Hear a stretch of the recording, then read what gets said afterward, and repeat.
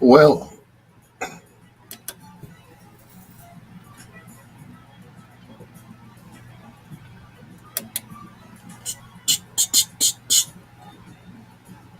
hello, TC. Hey, baby. Good evening and welcome to Bedtime Stories. What are my headphones doing here? Okay, wait a minute. Okay, that's better. I'm like, what is going on here? Getting a strange sound in my headphones. Never mind. Good evening. Welcome to Bedtime Stories. It's your peanut butter brother, Dr. Al Greer, officially checking in. Or should I say, did I say good evening or good morning? Whichever time you're listening to Bedtime Stories. Now, sometimes my good friend Elo listens to me in the morning when she gets off work. It puts her to bed, which I appreciate. Thank you so much. She says my voice is soothing. That's a good thing. Thank you. Thank you, sweetheart. Coming up in our last hour, we do a little thing we call foreplay. That's 4 songs by one of your favorite artists or groups, male or female. And if I sound a little hoarse, excuse me, it's because I slept under a fan Friday night, Saturday morning. So I should be pretty good mid-show. I should have my voice back. What I should have done was got some more of that NyQuil or Dayquil. Either or, still good. It's your peanut butter brother, Dr. Al Greer. This is Bedtime Stories with Larry Graham.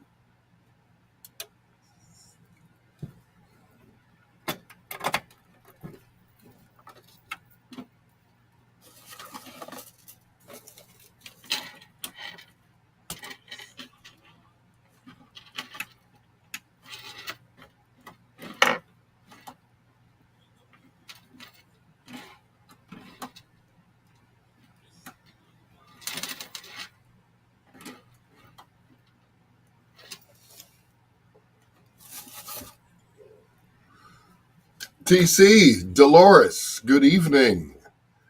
Dolores Taylor, that is. Thank you so much, ladies. Thank you. Appreciate you. I'm just trying to figure out what's wrong with my headphones tonight. Let's try this. This might work. No, that's doing the same thing.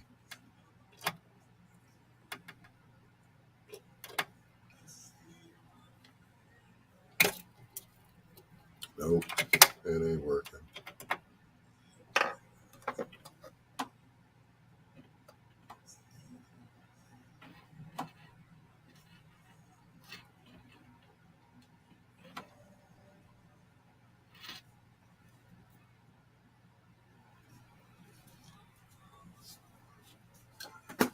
Be right back. Okay.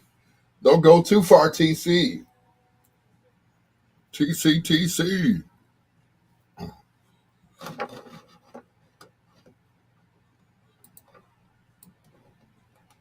Hope you guys had a great weekend.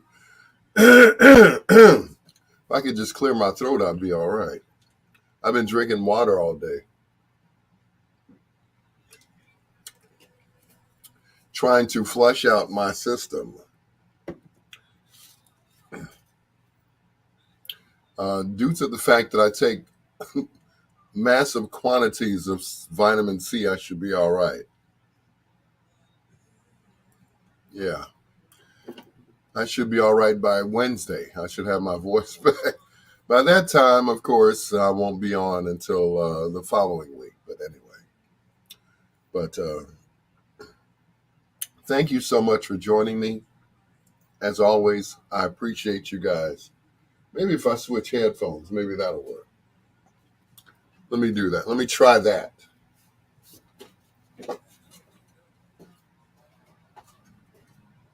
And if all else fails,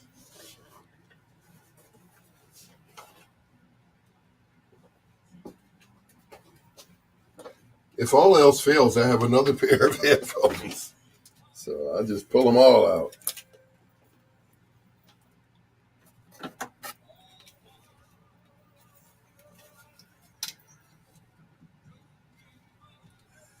That's perfect. Okay. They'll stay there. You need some warm tea with honey and lemon. You know, Dolores, I forgot to do that. I forgot to stop and get some honey and lemon. I think I do. Yes, I do. I have some honey and lemon somewhere around here. I know I have some tea.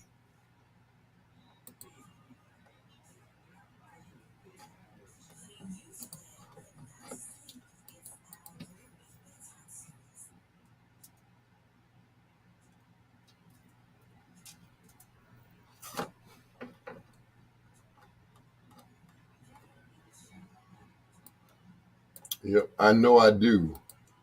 And I probably drink that before I go to bed. You know, that seems to always help. So, whether it's the plug or it's the what.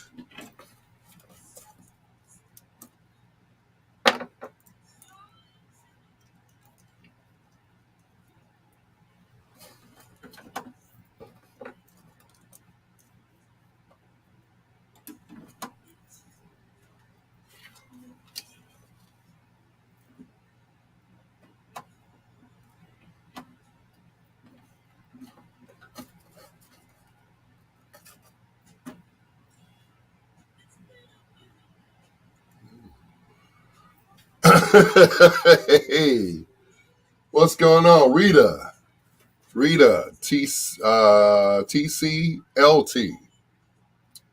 Hey, old man. Thank you. Yep, I'm feeling it today. Feeling it today. Old man. I'm about to take this knee brace off. Probably at the end of the week, I should be all healed up and ready to do the James Brown again. This time, it might be the last time. I may not get up this time.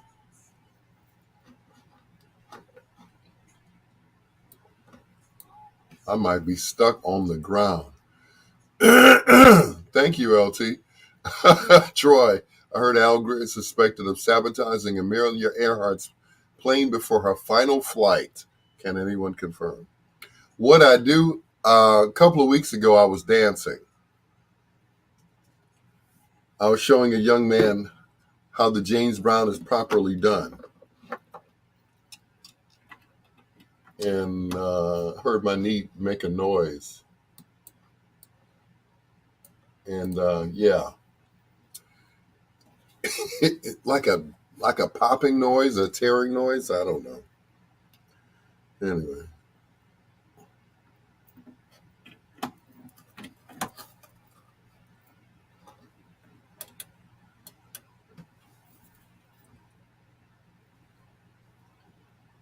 Gladys Knight, the Pips, and the makings of you right here on Bedtime Stories. Everything is going haywire today. I don't even touch this stuff during the day. You know, I'm at the other job touching their equipment. But anyway, thank you so much for joining. Let me turn this up just a little bit. There we go. All right. Not trying to drown myself out.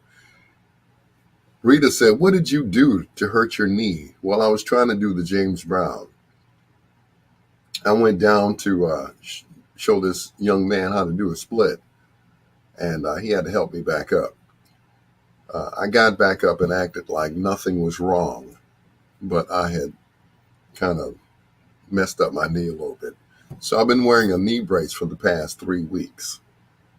But it's cool now. Rita said, "Obviously you didn't do it correctly either." No, I didn't. But that's okay. I'll be all right. I'm fine. It's just a flesh wound, right? Yeah. I'm never going to dance again. Guilty feet have got no rhythm. It's your Dr. Al Greer. This is Bedtime Stories, the show designed with the lovers in mind, where we put you to bed but never to sleep with the greatest love songs of all time. It's a very hoarse Dr. Al Greer, well, not so hoarse that I can't do my show right. Johnny Guitar Watson, I just want to ta-ta you, baby, on Bedtime Stories.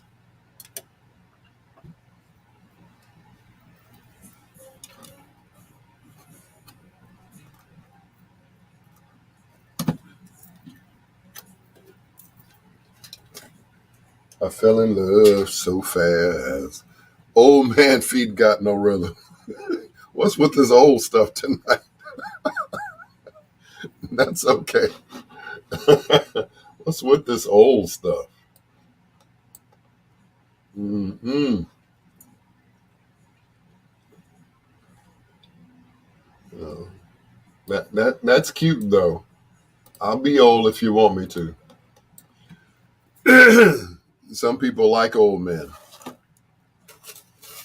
As a matter of fact, I know a couple of them. They don't mind. One of them hit me up on Instagram today.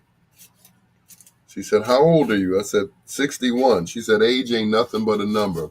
She said, "I prefer older men anyway because they know how to treat women." I was like, "Oh, really?" Hmm. I was like, "Okay." So that you know. Yeah, that's right. But that's okay. Some of these women out here have daddy fixations, and that's okay. You can call me daddy. You can call me Big Daddy if you want to. But,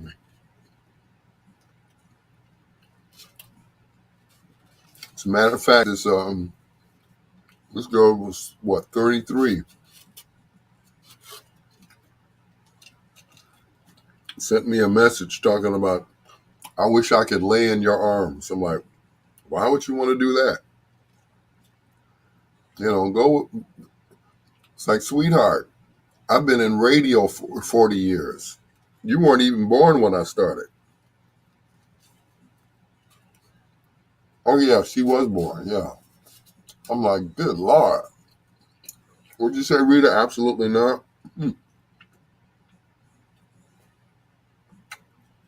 I was like, no, sweetheart. Mm-mm.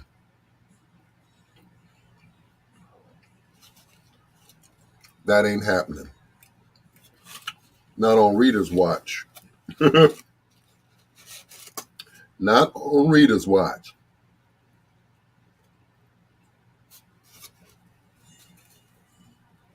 But it was it was a nice compliment.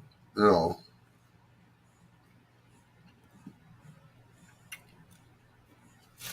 and she usually compliments me on my little pictures that I post on Facebook. I'm like, sweetheart, I'm old enough to be your daddy. You don't want none of this. Find somebody your own age,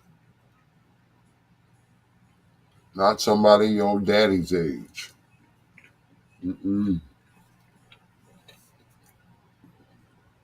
Or your mama in that case. Mm-mm. No, thank you.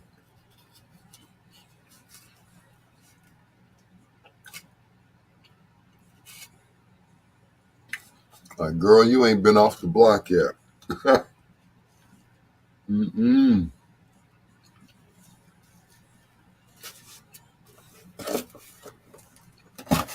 No, ma'am.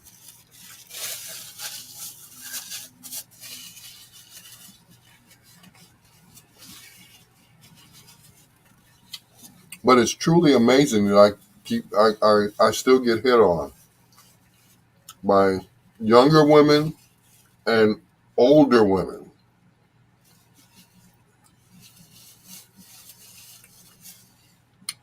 Older women want me to be their sugar baby, or they want to be my sugar mama. I'm like, don't know.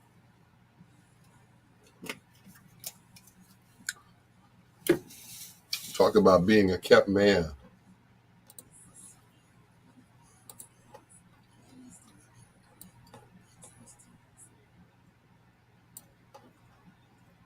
I'm like, no. I played that role a long time ago, where I was a kept man. I drove her car, lived in her house, had to answer to her. I would drive my friends around in her car during the day while she was at work.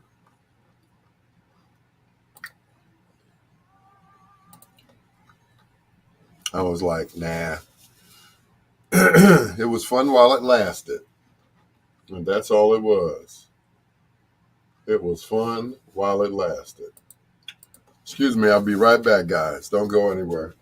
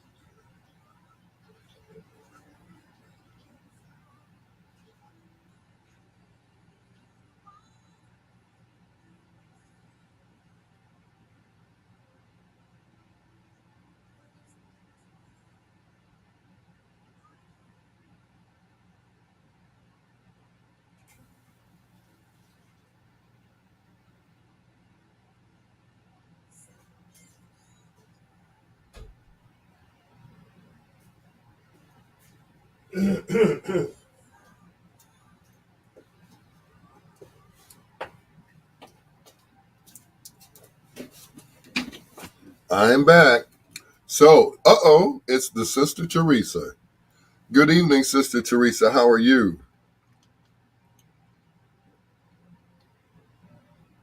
Welcome to all the other bedtimers. Thank you.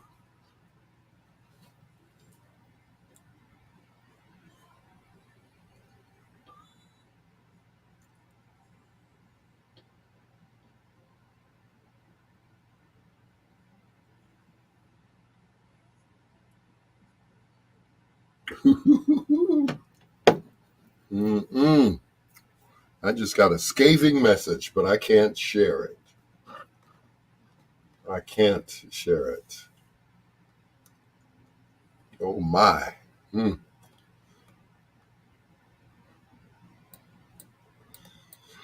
Oh, Sister Teresa, how are you today? How was your how was your weekend?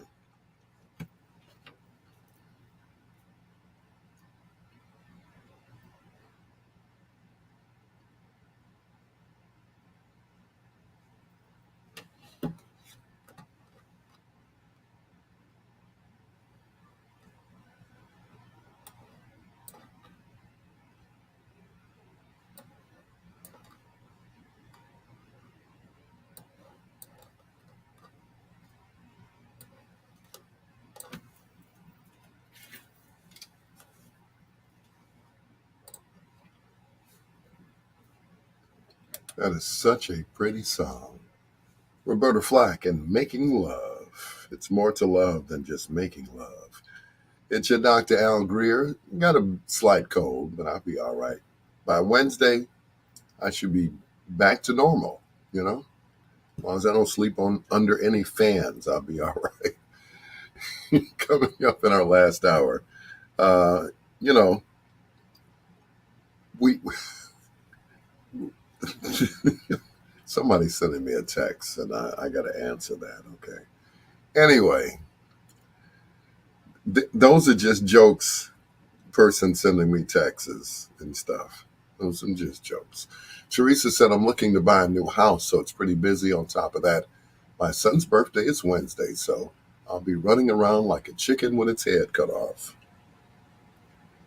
You know, that's an old saying. You know, that's one of those old country sayings. You know, my mama used to say that, you know, because, of course, she's from Mississippi, so she would definitely say something like that. What did your mom used to say? I will slap you in the middle of next week. Does that mean it'll be Wednesday again? I will slap the taste out of your mouth. So everything you eat, you won't be able to taste it because you slapped the taste out of your mouth. I will slap the black off of you. Slap the black off of me. Mom, I'm not even black. I thought I was beige there for a minute. What are some of the things your mom used to say to you? Hit me up, all right?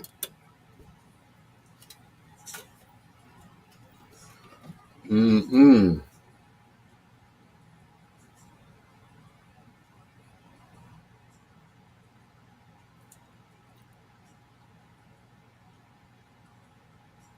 Mm-mm. Wait a minute. How do I cut off Facebook? Why is Facebook? Oh, because I logged on to Facebook.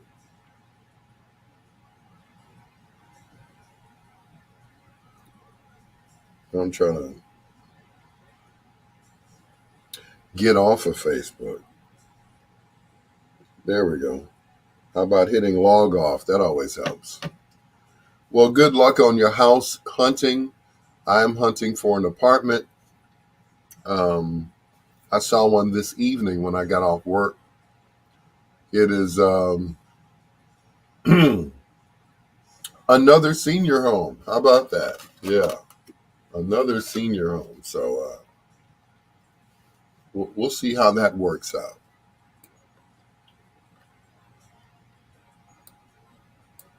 We will see how that works out. Um,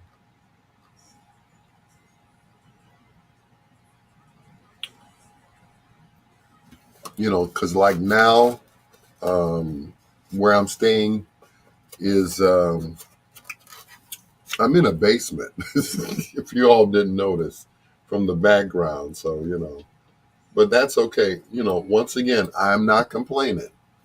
Don't get me wrong. You know, but I need more space.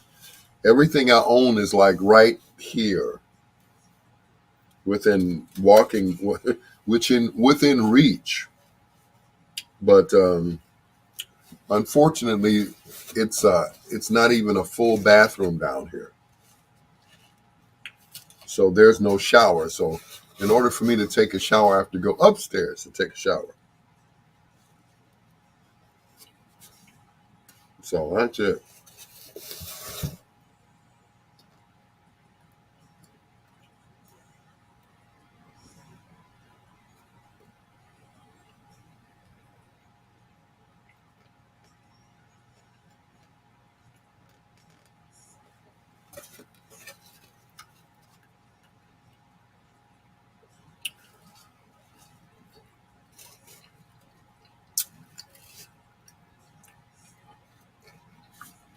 I just got another text message that I can't even share with you guys.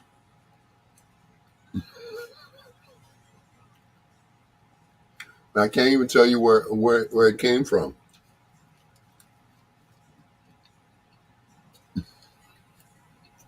I remember the last time that happened, I got in so much trouble. So I'm not going to say a word. Not another word.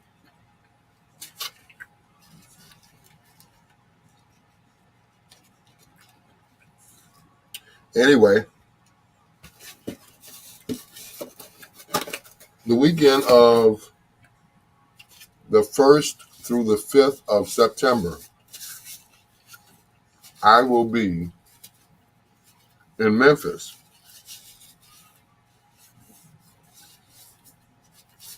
One of my former students is having a party there in Memphis. So it's always been my dream to see the Stax Museum. For those who are not familiar, just you know, it's where people like Otis Redding, Carla Thomas, Rufus Thomas, and others recorded in this studio. Otis Redding, all these people, they all recorded at this studio. What they did was, unfortunately, they lost the lease for it. They went bankrupt. So the city tore it down. Tore it down. It was an old. It was an old theater, and what they did was they transformed the theater into a studio, offices, and a record shop right up front.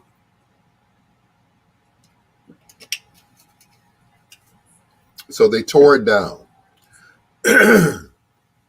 Somebody had the bright idea, and this was genius, whoever thought of it. They rebuilt it using the old blueprints of the original one, and they rebuilt it right on the spot of where it used to be and made it more modern. So the Stax record company rose up from the ashes on Macklemore Avenue, and it became, all over again. But this time it's a museum. So, it's like Motown is. You can go and you'll see pictures and everything of all of the artists who performed there and everything else. It is, and I'm looking forward to going down there. Um, Another reason is uh,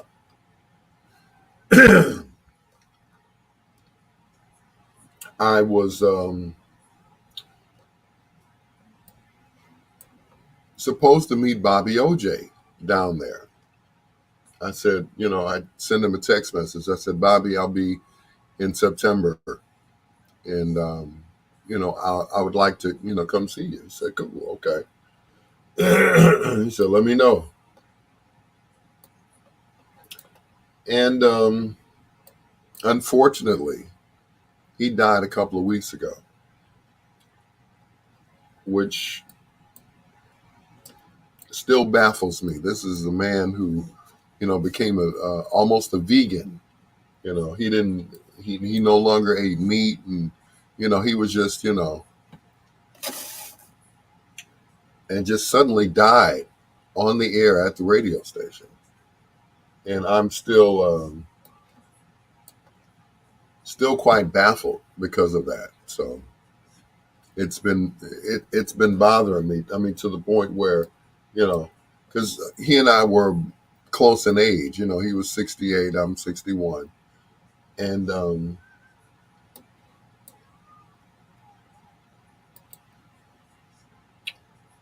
I was just, like I said, I'm still baffled over that. But I got a chance to talk to one of his cousins who's down in Memphis as well at another radio station. And hopefully I can meet up with him, you know, so we could talk about his cousin.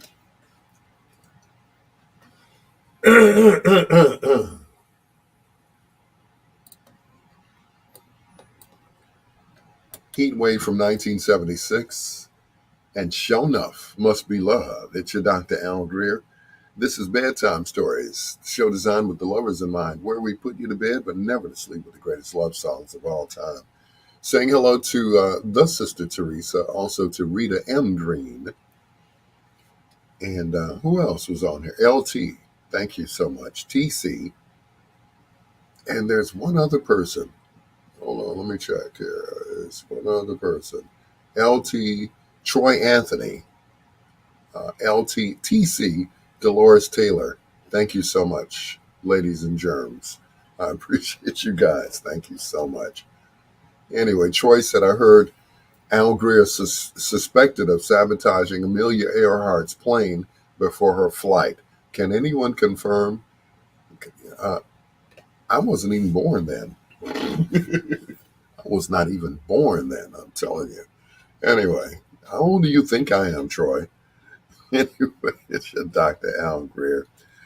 Um, on another note, they laid Bobby OJ to rest on Saturday morning, and it's still bothering me. It's still bothering me. Bobby was one of my mentors, one of those guys that I would always follow around and, you know, try to imitate and emulate. And Troy said 107. Yeah, thank you. But like I said, it's still bothering me, man. I'm not going to rest, you know. But anyway, moving right along. Here's Hall and Oates, one on Bedtime Stories with your peanut butter brother, Dr. Al Greer. 107. Good Lord. Mm-mm.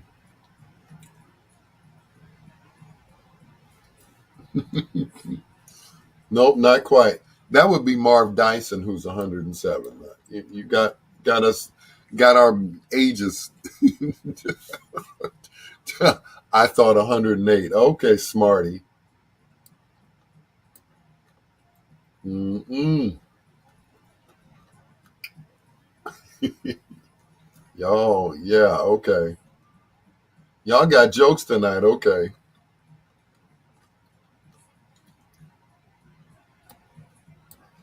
Y'all got jokes. Yeah, hey friend. Yeah, okay.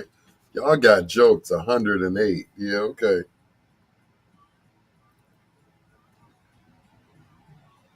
Mm-mm. 108. Yes. Mm-mm.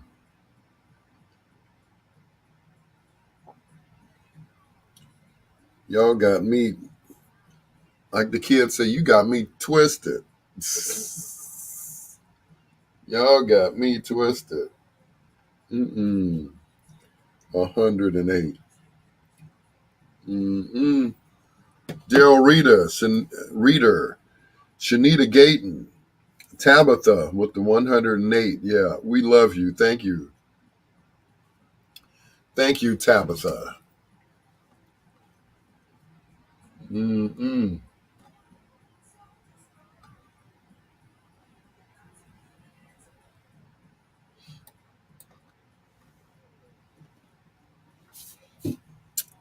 Nope, sorry. I'm not, please. and that's just that I try to keep myself, you know, young. Yeah. But anyway, I needed that laugh. Love you always. Then it makes me 110. Okay. All right, Tabitha.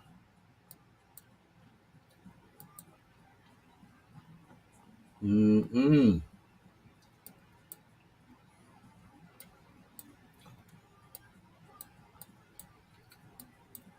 But the thing is about getting old, I heard Al was the play-by-play announcer for the Hindenburg crash. Can it? Oh, oh, the humanity. Oh, oh, the humanity. Mm-mm. Funny. You got jokes. You've got mail. You've got jokes. Mm-mm. Nope, that would be Marv Dyson. Melvin Jones, I talked him up. Hey, Al, your obituary for Bobby OJ's funeral is in the mail. Sounding good, my friend. Blessings up. Thank you, sir. Thank you. Thank you so much. Melvin Jones is the cousin of Bobby OJ, ladies and gentlemen. And he has been, I sent him my number, didn't think he was going to call me. I'm like, he is busy trying to lay his cousin to rest. He is busy. He don't want to talk to no jive time city boy like myself.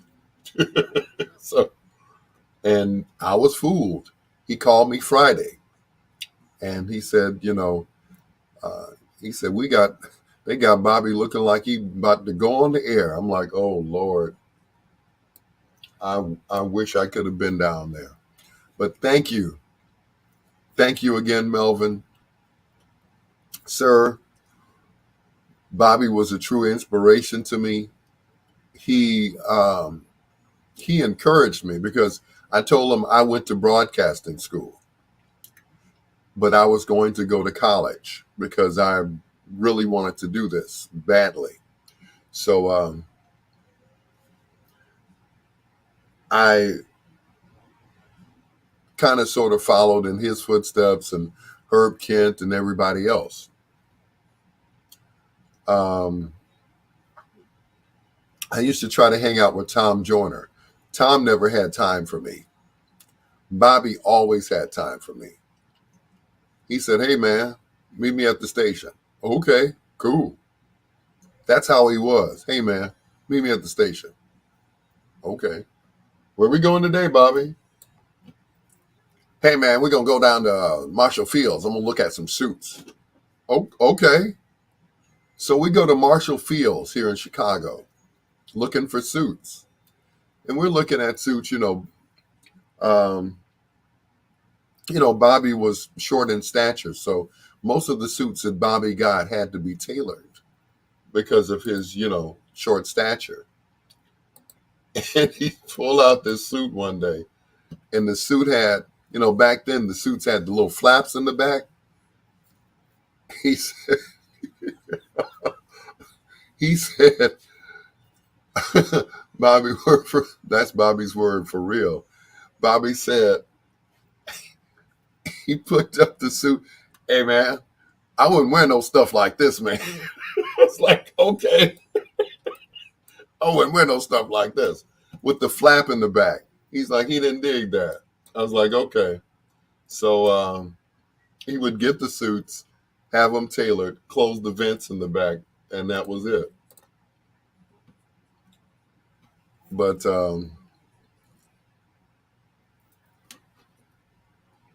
he was, what happened here? Okay, I'm tripping here. Um, he was, he was for real. Out of all the people that I had hung around, Bobby was, he was for real. You know, I'm not going to name any names, but some of them could be kind of phony around me. Like I asked one of them one time, I said, so what advice can you give me going into radio? And he said, don't. I said, don't. He said, I got a degree in sociology. I said, what does that mean for me? I'm trying to, I'm trying to do what you do. That was 1976. Now, my sister can probably remember who it was that said that, but I ain't going to say it.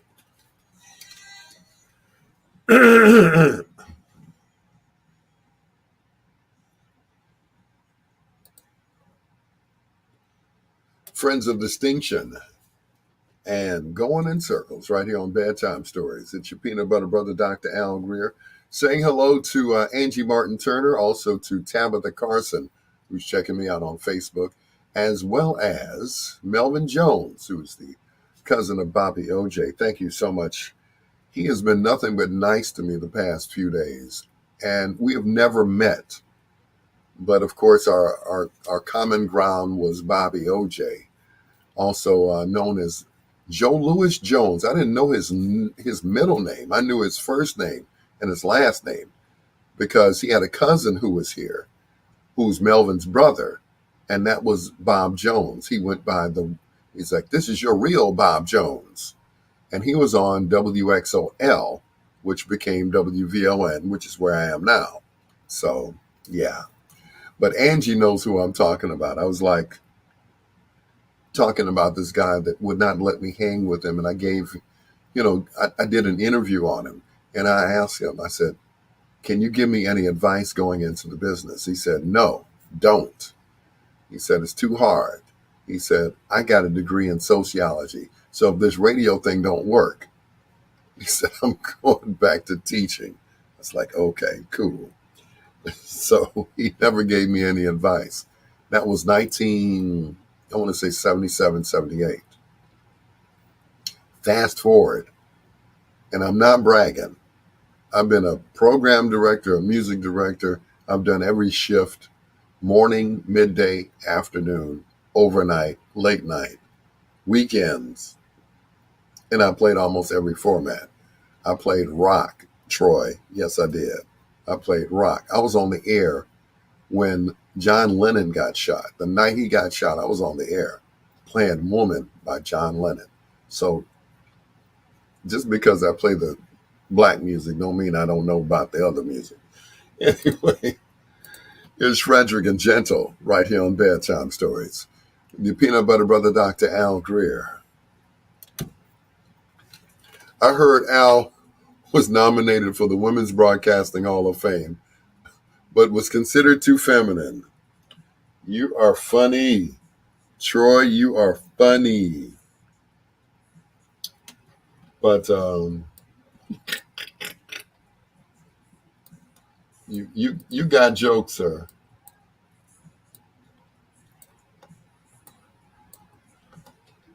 But anyway, so I'm not going to say who that person was, but I will say this. He retired recently, and that's all I'm going to say. He tried to talk me out of going in the radio. I'm like, man, are you kidding me? Do you know? No, you can't stop me. You can't discourage me, man. Are you kidding? I told my mama. She said, you can show them better than you can tell them. And a few years later, I was working alongside him doing afternoons on 1390, and he was on GCI doing afternoons, GCI FM. I was on GCI AM, which is now gospel radio. So he was over there and I was over there. And I went to speak to him. I said, excuse me, sir, I did an interview on you back when I was in high school. You know what he said to me? He said, F you. Excuse me, Melvin. I know you're a man of God. He said, F you. That's why, I said, wow. So I went over to Jackie Hasselrig and I said, "What's wrong with your boy?" He said, "He hates to be reminded of his age." I said, "Really?" He hates to be reminded of his age. So every day that I saw him, I would taunt him. I said, "Excuse me, sir, that cup of water looks awfully heavy. Can I carry it for you, brother?" He'd look at me like, "Get away from me." The studio doors that we have were real thick. They were like yay thick, and then when they closed, it like sucked the air into the room. So they were really heavy.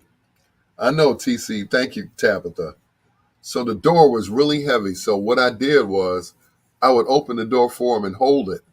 I said, "See, I can do this with one hand." "Oh, you got jokes, huh?" "Yep." So after a while, he stopped coming, or he would leave early so he could catch the plane so he could be home for dinner that night so he could get back up and be on the air in the morning at the other radio station down in Dallas. Now you know who I'm talking about. I said, "Okay, FJ." I said, "Cool." So finally he got the syndicated show. We didn't see him anymore. So one day he was in Chicago. He came, to visit us. And he came in. We were doing, we had a meeting going on. And he came into the meeting, right?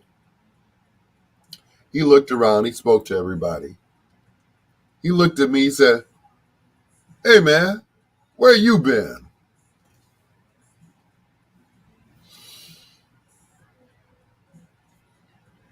I was like, "Right here, where you told me I'd never be.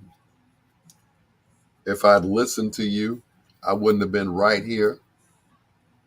I wouldn't have been number one in my time slot if I'd listened to you. I never would have became a program director, being the youngest program director in the city at the time at WJPC FM, if I'd listened to you."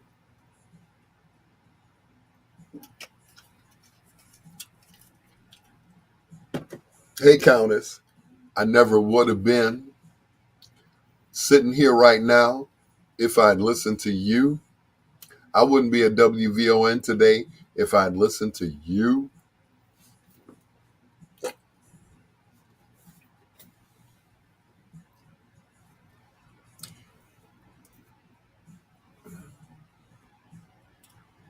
"I would not be where I am had I listened to you. But instead,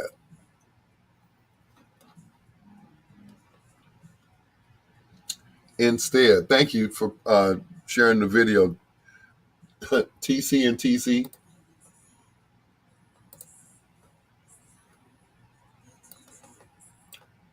Yep. Had I listened to him and not to people like Herb Kent, Richard Pegee, Richard Steele, Jim Rags, and Bobby OJ, I would not be sitting here right now.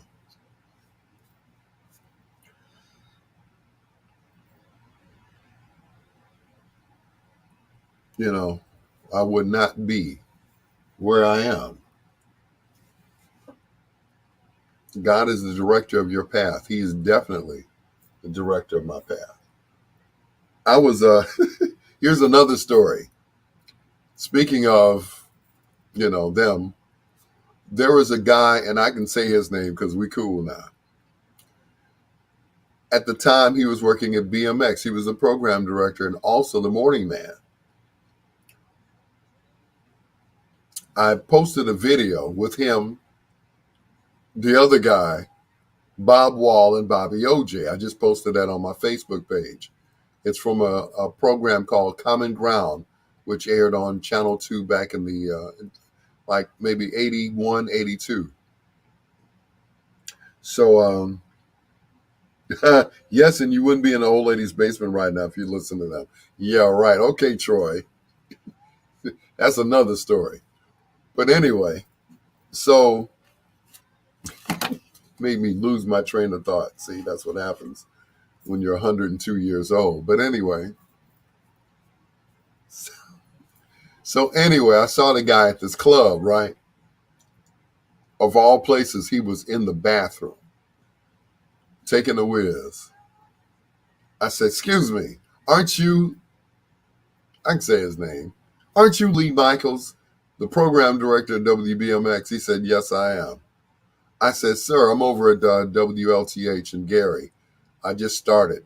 This was 82, the same year that that video was made. He said, "You're in Gary?" I said, "Yeah, I'm at WLTH. I'm doing, I think I was doing weekends at first." He said, "Good. Now you need to go to KDIA in Oakland and WDIA in Memphis and KKDA in Dallas." And what? Are you kidding me? I said, "Okay." Fast forward to a few years ago, I run into Lee Michaels. I was the program director at UBM, which was owned by Dr. Leon Finney. And there was Lee Michaels. I said, "You probably don't remember telling me this, Uncle Lee. We cool now." I said, "You told me I had to go to this station and do that station and do." He said, "But look what happened. See, I motivated your ass, didn't I?"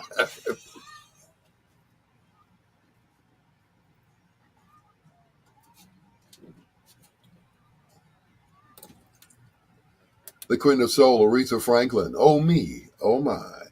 It's your Dr. Al Greer. This is Bedtime Stories, the show designed with the lover's mind, where we put you to bed but never to sleep with the greatest love songs of all time.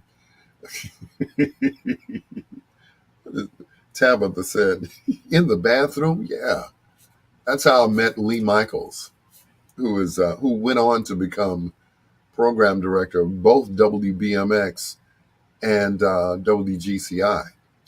He got hired away from BMX because he was beating GCI in the ratings, so they couldn't have that. So Marv Dyson had this great idea that he would hire Lee Michaels, and Lee would bring who else? He brought Doug Banks with him. True story.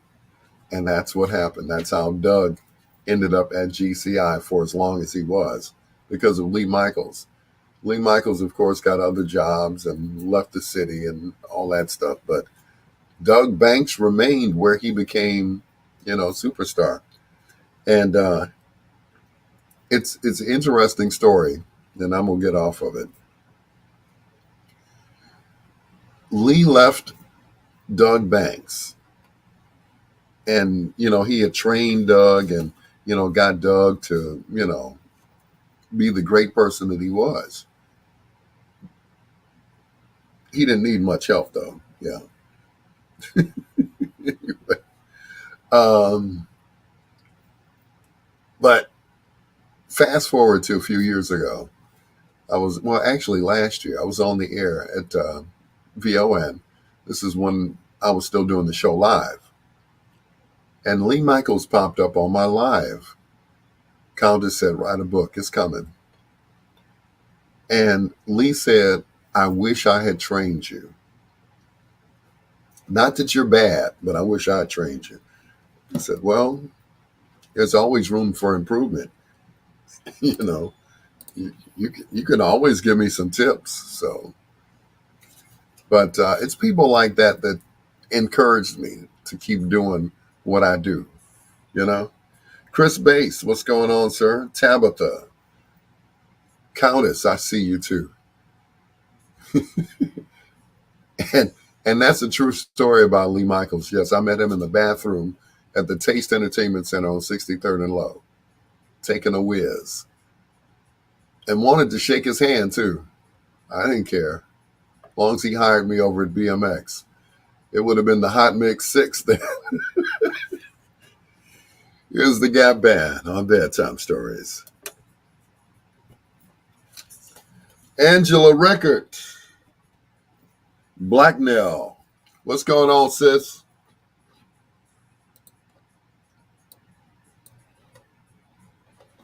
My sister from another Mister. That Mister being Mr. Eugene Records, who was just inducted into the hell yeah. And what you say? Bass. How low can you go? Yep. I I met Lee Michaels in the bathroom. I told you this story, didn't I, Bass? That I met Lee in the bathroom at the taste. I said, man, you need to hire me, man. I'm good, man. You need to hire me, man. Come on, man. Hire me, man. He said, if you don't get away from me. Mm-mm. He's like, can I finish first? No, man, you got to hire me, man. You got to. I turned into Chris Tucker on. You got to hire me, man. So, needless to say, never hired me. I didn't have enough experience. And all the people that he hired were all from Cleveland, I think it was.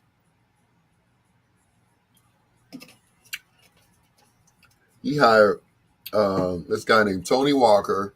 He hired Marco Spoon and one other guy. Oh, Mike Jeffries. Yep. I did tell you that. The Lee Michaels bathroom story. Yep. It's a true story. and I'm her kid. Yep. I was like, man, you gotta hire me, man. You gotta put me on, man.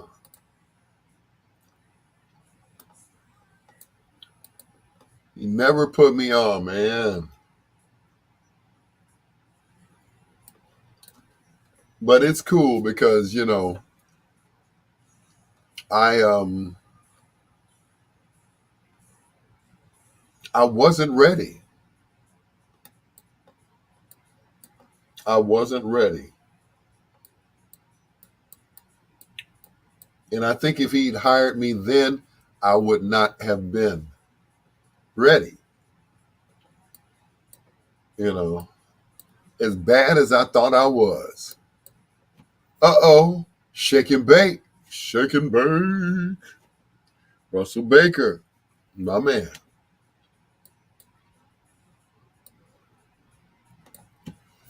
What's going on, Shake and Bake? Man, I know I say this all the time, but the food that he had at his party, man, I can't stand you. He had jerk chicken. I mean, real jerk chicken. Mm-mm. Man, I'm glad I drove the truck that night when I still had it. I could sleep in the back of the truck with no problem. Lay across the back seat. Oh, man. Shake and bake, my brother. I can't wait for the next party, man. But anyway, yeah, I know I told you that story, Chris. That's a shame, though. Couldn't wait for the man to finish. It's like that Richard Pryor story. Richard Pryor, Richard Pryor. Can I shake your hand? And like, not right now. Maybe in a few minutes. Okay.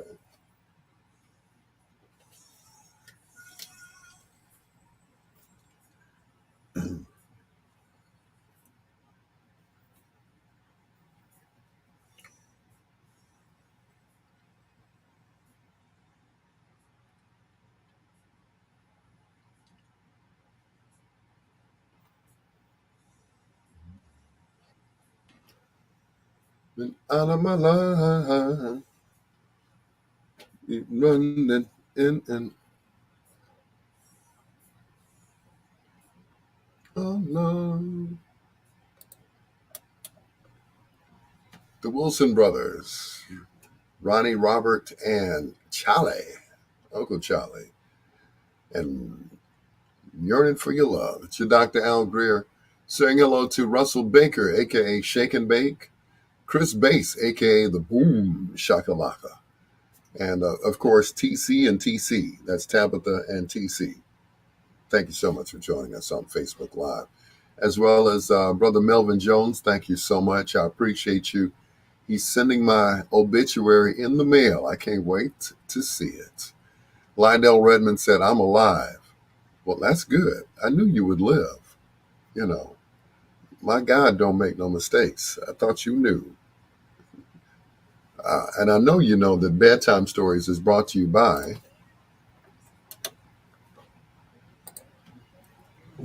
I'm sick of LA guys. I want someone completely different, maybe from another country, and someone cultured and sensitive and who's not threatened by a strong, confident woman. On the spotty network. I bet you won't talk about Vince Brown no more, will you? You're like, country, uncultured, and threatened by a strong, confident woman. See what I'm drinking? Water. Elo. Hey, baby. Baby. I'm just getting my voice back, Elo. Oh my God, hilarious. Just getting it back. Tonight. Sunday, I had nothing. It was like, don't trust your love life to just any network. T-Mobile, I think I'm on punishment. That's what it was. T-Mobile is the leader in 5G.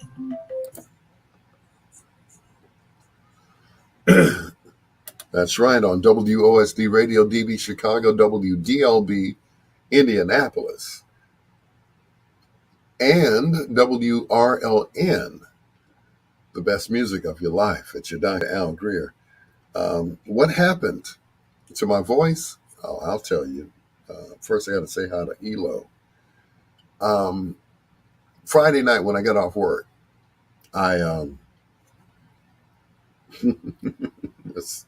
I slept under a fan. The fan was blowing on me. It was blowing on me. And I was cool. I went to work and everything. I was fine. Went to work Saturday night, Saturday afternoon. Of course, I went to the men's store, Big Time Menswear. Shout out to Robin Haywood, Colazzo, and to Della. I need to call Della, see if she got her car back. They were bogus. They towed our car from the back of our back door of the store. Now, normally, we'll have shipments or whatever. Now, what if it's a UPS truck? Now, come on. And get this. I'm not like I'm sharing their business or anything, but, they towed her car from the back. And, it's right at our back door, and they towed her car away. I'm like, what is wrong with you guys? So it was bogus. I hope she got her car back. If not, we're going to raise hell up in Harlem, I tell you. It's your Dr. Al Greer, also known as your peanut butter brother, saying hello to Countess. Thanks for checking in. But, Elo, I'm going to be okay. I got plenty of water. Countess said, I want that black and red music note shirt. You can't have mine, but you can buy one, though. Yeah, we sell them at the store. As a matter of fact, who has one? Antone has one. And I think, who else has one? Me, Antone, and I want to say Theo Huff. I don't know if he bought one as well.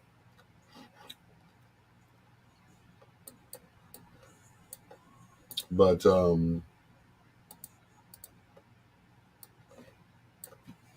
I know what shirt you're talking about. Excuse me.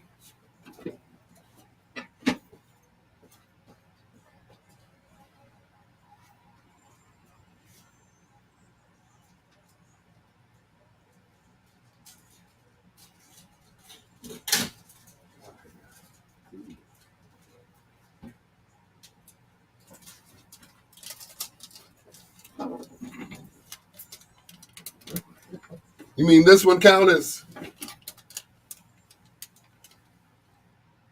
Ain't that purty? I'll wear this shirt when I go down to Memphis. It's going to be my Memphis shirt. Wear it all. I don't care how hot it is down in Memphis. I'm going to wear this shirt. You best believe, baby.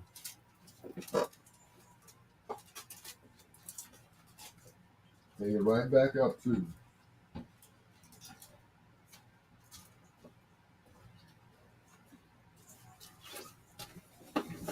Ah, yeah. Ain't it? Does it come in purple? It only comes in black or white. White with black notes, or black with red notes, and that's it. Ain't it though? Ain't it pretty? Wearing that when I go down to Memphis.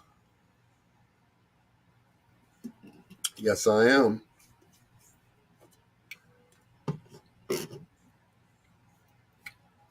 That is my shirt right there. Don't forget to share the video before you guys pop off. But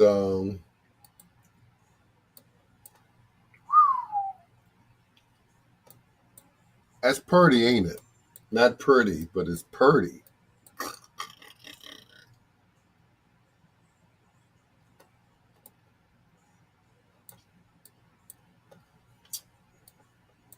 Yep, I've had that shirt for over 6 years now. And I will tell you how many times I've worn it. 3 times.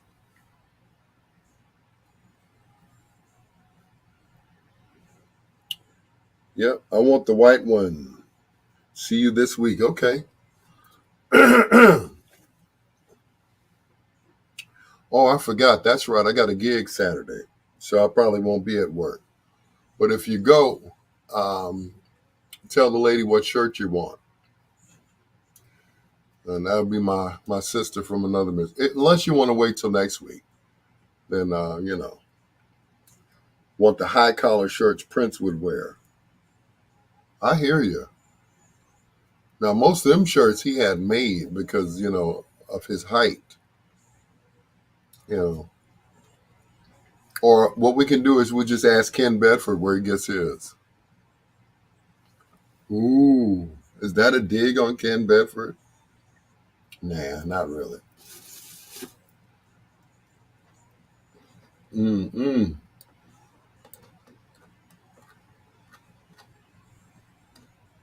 Yeah. Ken doesn't even listen to me. He does not listen. Troy said, I heard Al Greer was a professional wrestler named Black Flair. No, but I was a exotic dancer. Connor said I would be sexy in that shirt on stage. Terry Green, no comment. That shirt makes everybody look sexy. I ain't gonna lie. Yeah. It makes me look good. I ain't gonna lie. That shirt makes me look. I wore it, last time I wore it was, I want to say 2019, right before the pandemic. It was the last time that we had the taste of WVON. And that was it. Yeah. But yeah, if you get one of those shirts, oh my goodness. Yep. You best to have security on standby on either sides of the stage. Yep. She said Black Flair. Yeah. But yeah, I was an exotic dancer by the name of Risque. That was my dancing name. Yep. With fishnets on. Hey, that's what I was thinking. Fishnets and some, black patent leather pumps. Yeah. That's what I'm talking about. I would get it. Yeah. Get you some cufflinks. Yep, you be doing it big, girl. But that's right, Al. I got to call off work. Dang. I was on a roll, too.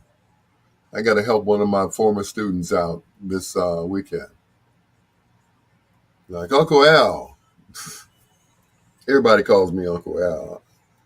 You know, I remember when I was a kid, I called everybody Uncle. And I still do to this day. You know, whether they're related or not. So you sure got a whole lot of uncles. Yep, sure do. Kitty Purr will be ready. Be safe.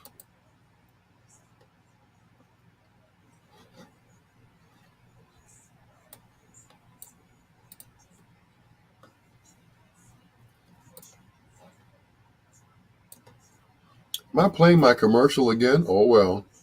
I didn't play it in the first hour. Mm-mm. Kitty Purr. I heard that. Well, yep, we used to call everybody Uncle. And none of them were related. Uncle Daddy.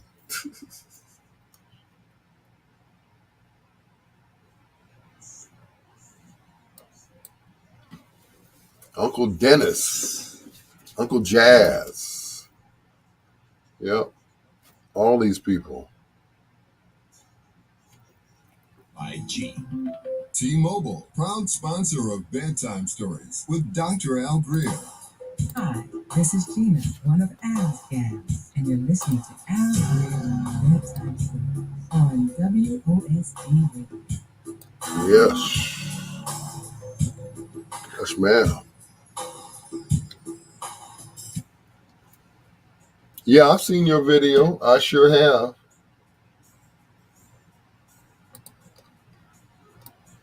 Absolutely.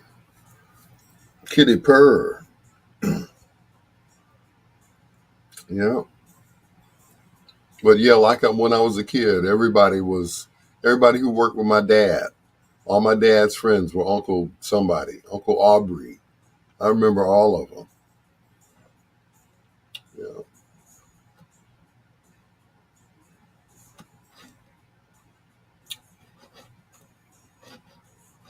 And he had a friend named Melvin.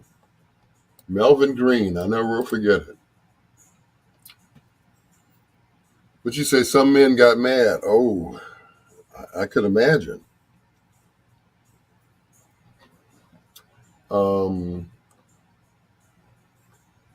Uncle Melvin had a daughter. And boy, that was my first kiss. Uncle Melvin's daughter. I think that was my first and last crush.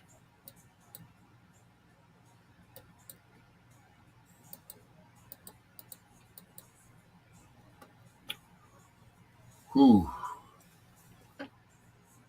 Would you say I won't make another one like that again? I know that's right. Mm-mm.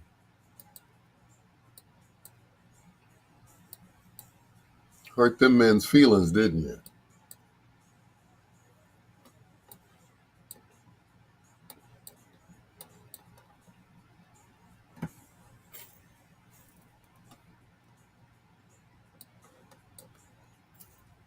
Yes, you did.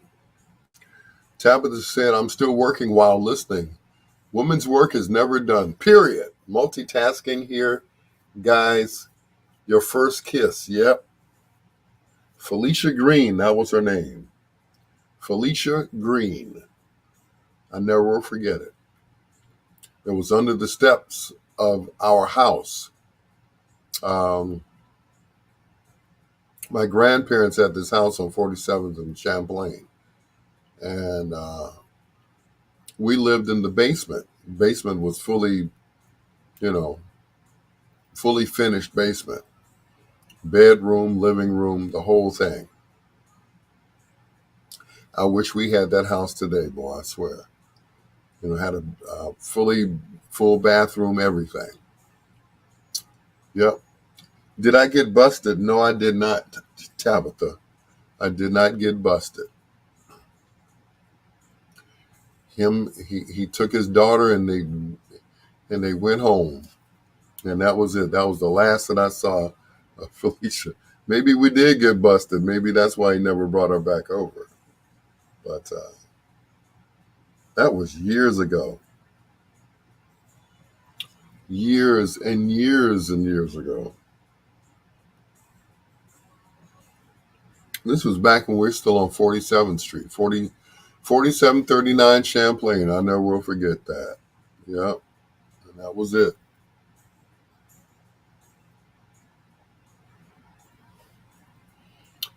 Yep. She was a cutie.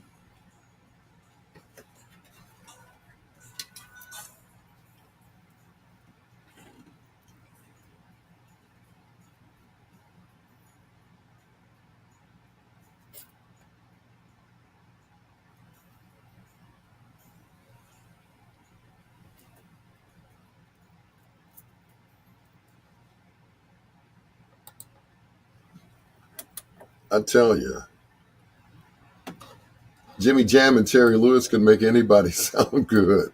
Not that Herb Alpert sounds bad, but they put the funk in Herb Alpert songs. That's from the album Keep Your Eyes on Me, Herb Alpert and Pillow, written by Jimmy Jam and Terry Lewis, which features Herb Alpert and his wife, Lonnie Graves, right here on Bedtime Stories. Speaking of Lonnie, happy birthday to the young lady formerly known as Swiss Chocolate. I guess she's getting back to embracing that whole Swiss Chocolate moniker. So happy birthday to her. Happy birthday, girl. It's your peanut butter brother, Dr. Al Greer. This is Bedtime Stories, the show designed with the lovers in mind, where we put you to bed but never to sleep with the greatest love songs of all time. Here's the great Lou Rawls from right here in the Chi. Grew up not far from me on the 47th Street side. Here's Early Morning Love on Bedtime Stories.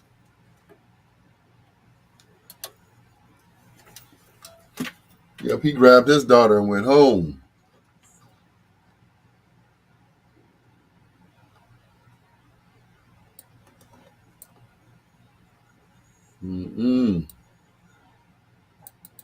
So that Greer boy is too fresh. That Greer boy. That Greer boy tried to feel up my daughter. Wonder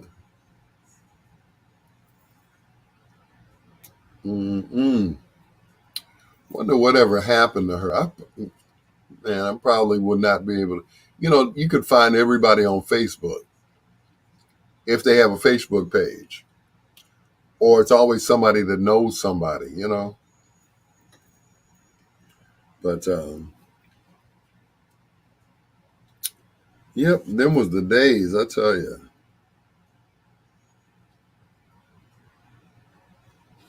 I tell you.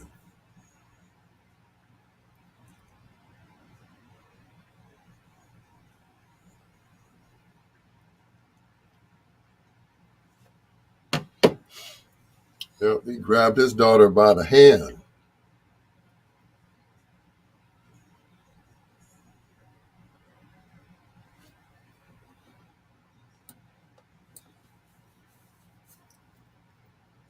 Last name search first. Okay.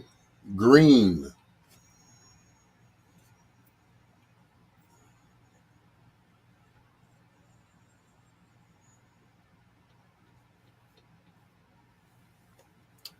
I'm going to try that and see if I can find her. But what if I find her and, I don't know.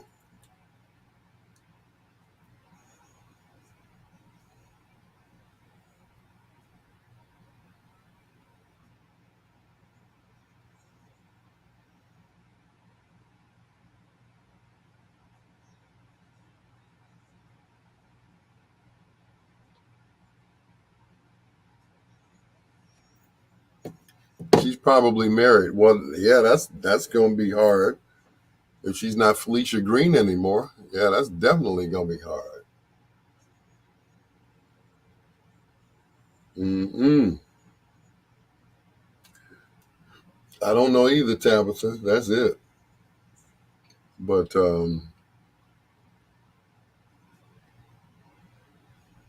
not even gonna try to find her at this point. Mm-mm.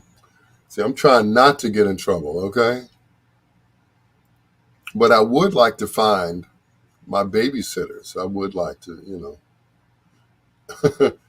get away from my door. Her daddy's still alive. No, her daddy would, if he's still alive, he'd be like 80 years old, 85, 80, 88. So, because him and my dad were the same age at that time. So,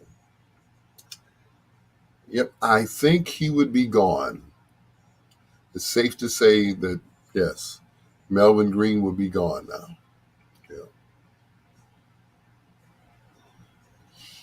Unless he outlived everybody.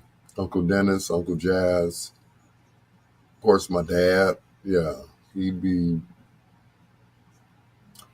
yeah, he'd be older than that. Yeah. My mom's still alive. She's 86.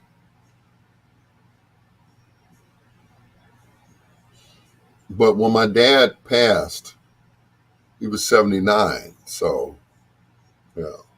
And that was what, about 10 years ago now. Your mom still drives, Tabitha? Cool. My mom stopped driving right before she passed. Maybe 2 years before she passed, she stopped driving. And my brother drove her everywhere. So, yeah. I think my mom rode with me maybe once or twice, and that was it. That was it. Mm-mm. Did she get road rage, huh?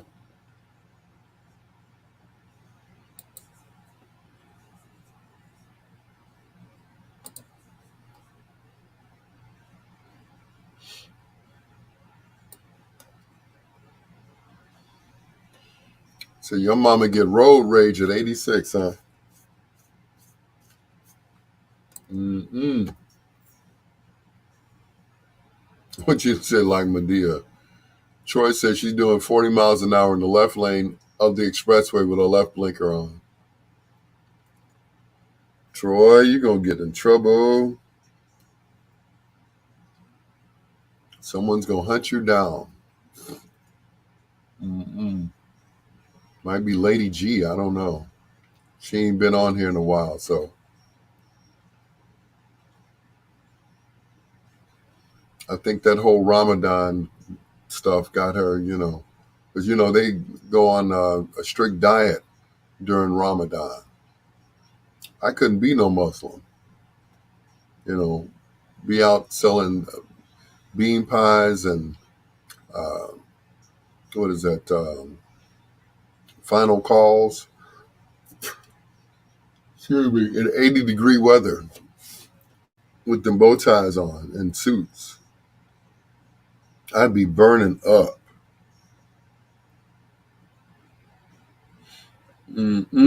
I would be burning up. Tabitha, don't pay Troy any mind. He's a jokester. Those are jokey jokes. But yeah, it's like Medea. Mm-mm. You don't want this. You don't want this.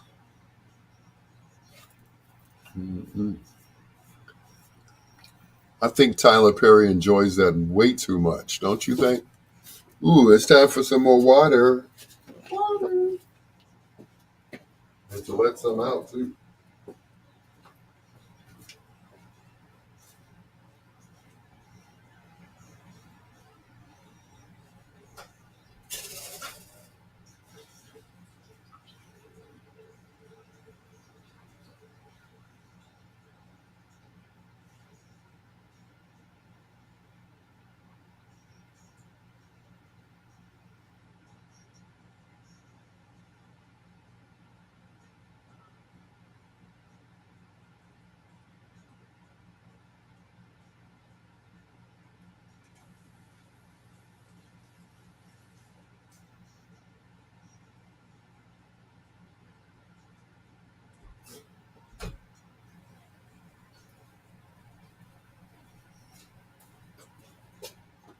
No.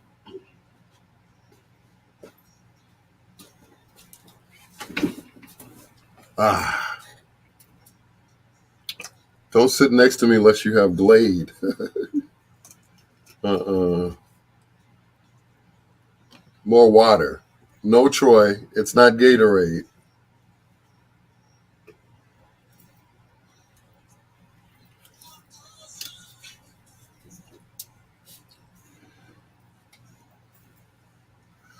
Queen Janine.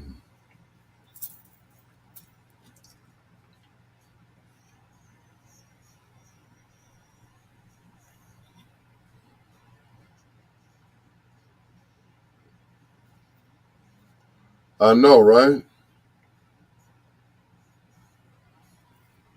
The notations. And I'm still here. It's your Dr. Al Greer. This is Bedtime Stories, the show designed with the lovers in mind, where we put you to bed but never to sleep with the greatest love songs of all time. Right here on the internet. Hello to Queen Janine, also to Tabitha and my sister from another mister, Angie Martin Turner. She said, my mom is still driving around and we're going to a bowling tournament in 10 days on Friday. She's busier than me.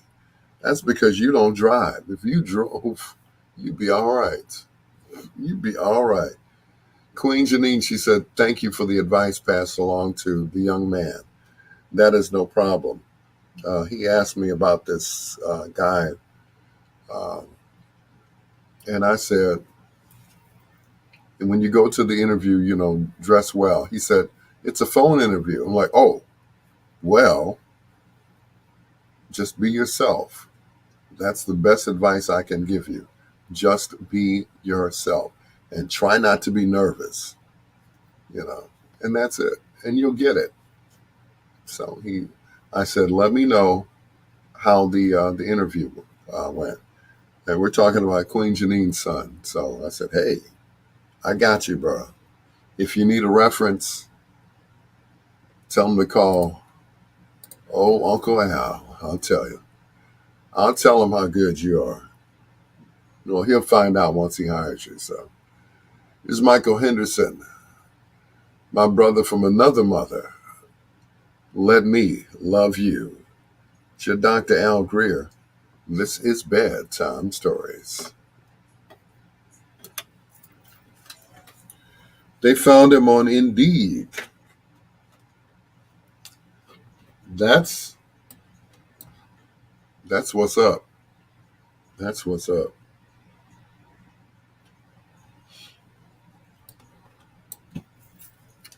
That's what's up. Indeed works. It works. And I know he's going to get it because they're always looking for young folks. Us old people, they can't train us. We already know. So, tell them just don't go in there like Mr. Know-It-All.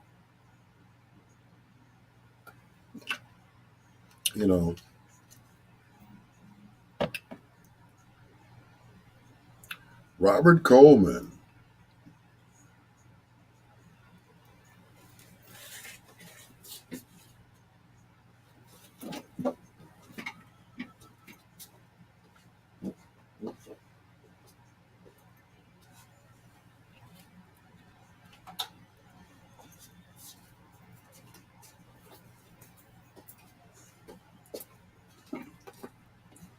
This is the best investment I ever made. This cord that I used to charge my phone, all the rest of them broke in pieces. Not this one.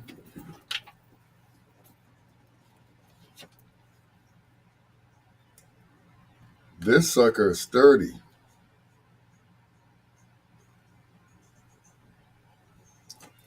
Thanks for your words of encouragement. Graduation is June 15th. That's all right. And then he can start working. Just like that. That's all right.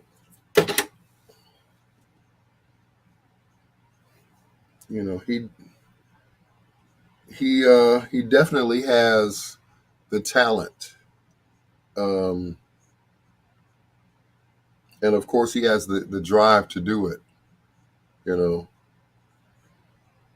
And I told you this once before. I see a lot of myself in him, you know, because that's all I ever wanted to do when I was a kid. I didn't want a real job, you know. Although in between radio, I've had real jobs. I worked at Ameritech selling cell phones. I worked for, where else did I work? Favor Shoes once. And I sold flowers in 90-degree weather in June on the street. I sold flowers. Yep, I'll never forget that. And I said to myself, this is not a wonderful world. I said, this is not what I want to do with the rest of my life. Radio Shack, yep. I said, this is not what I want to do. You know, this is not what I want to do with the rest of my life. And I pursued radio heavily, like a madman. I'm like, no, this is not what I want to do. This is not where I want to be. And that was it. I pursued it like most guys pursue women. I pursued radio. Radio was my woman. And that's it. Which is probably why I waited so long to get married. I waited to get married when I was 50 years old. That was the first one. I waited till I was 50. I wanted to accomplish my goal first. And that was to be the king of radio. But I had a few other people in front of me first, so, you know.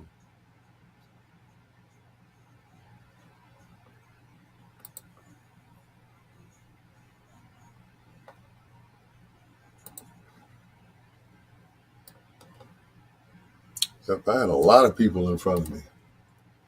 So I had to wait my turn, and that was it. So, but like I said, if he needs any references or whatever, you know, he don't have to ask the other guy anymore. He's not even there.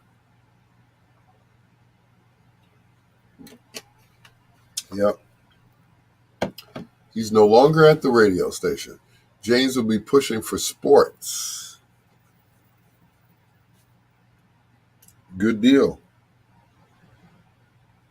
See, because unlike myself, I couldn't rattle off sports statistics like that. I'm like, I can't do it. Yep. You're welcome, Queen Janine.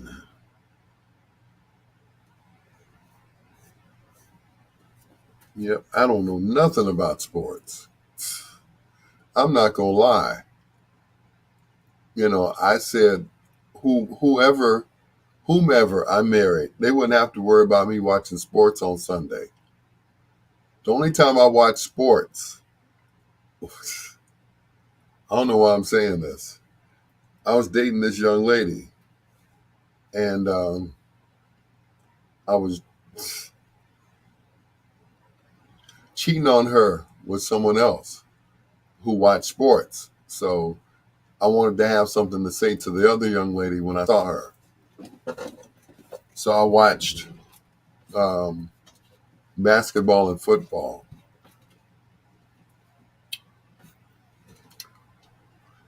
Well, I didn't have to pretend anymore to even like it. So that was it, you know. But by osmosis, I started to like sports at a late age. Everybody else had been watching it since they were kids. I mean, I used to watch the baseball games with my grandfather, you know, the Cubs games, but that wasn't of interest to me. I wanted to play music. So Janine said he's freaky that way when it comes to sports. He can tell you everything you want to know about every player from college on, from every sport. And that's how I was, but mine was music. I can tell you what record was made. This guy tried to trip me up one time. I said, he played this song for me. I said, oh, it sounded like it was made in Chicago. And I told him the studio. He's like, how do you know? I said, I know the sound of the studio. They call themselves the Presidents, 5, 10, 15, 20 Years of Love. That was their only big hit, which was on the Sussex label, produced by Van McCoy, I think it was. Yeah, it sure was. It's your Dr. Al Greer. This is Bedtime Stories, just ahead of Foreplay in a few minutes. But hello once again to Queen Janine. Thanks for checking in. And good luck to your son. Well, he doesn't need luck, because he's got a praying mama. So he'll be all right. He will be all right. Anyway, he's going to be all right. As long as he keeps spitting that sports, he'll be all right. Because I know I couldn't even tell you. I can tell you about the Bears winning, the Super Bowl in '85. I can tell you about the Bulls winning. But that's about it. That's where it ends. I mean, I stopped watching the Bulls, back when we won. Anyway, Michael Jordan, Scottie Pippen. Yeah, back then, yeah. Here's One Way featuring Al Hudson. I know it's bad, isn't it? Can't be from Chicago and not know statistics. But that's not my forte. That's not what I do. I make it do what it do, baby, when I play this music, One Way featuring Al Hudson, Something in the Past, on Bedtime Stories.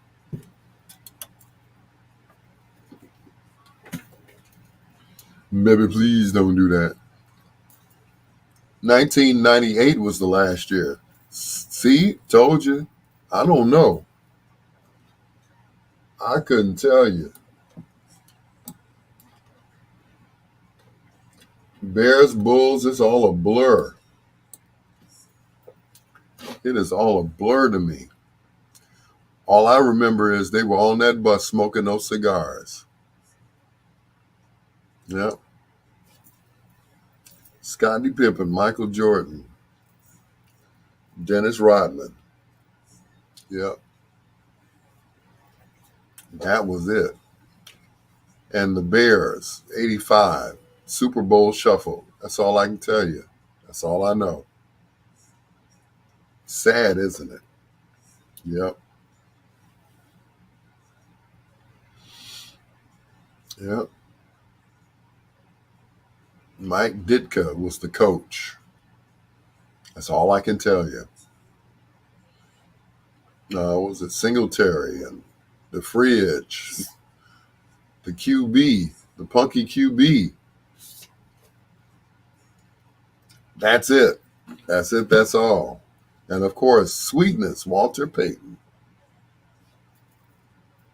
One of the fastest running backs ever.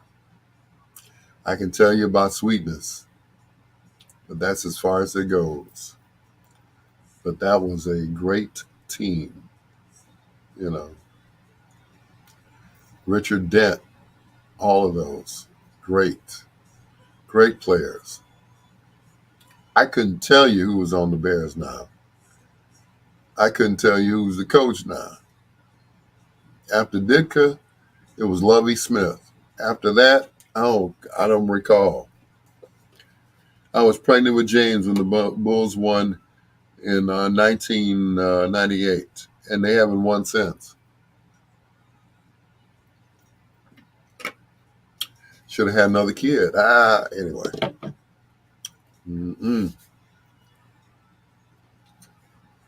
My.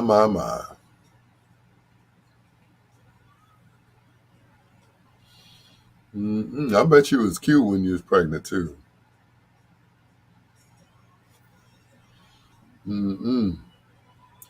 Some ladies get butt ugly when they get pregnant. They The neck turned black and everything else. They just, you know, and then they had a baby, and then it's like they're glowing all over again after they had the baby. It's like, you know, and then some of them don't, you know, that's it. But yeah, I remember my baby mama after she had my son. She had Rita Mac.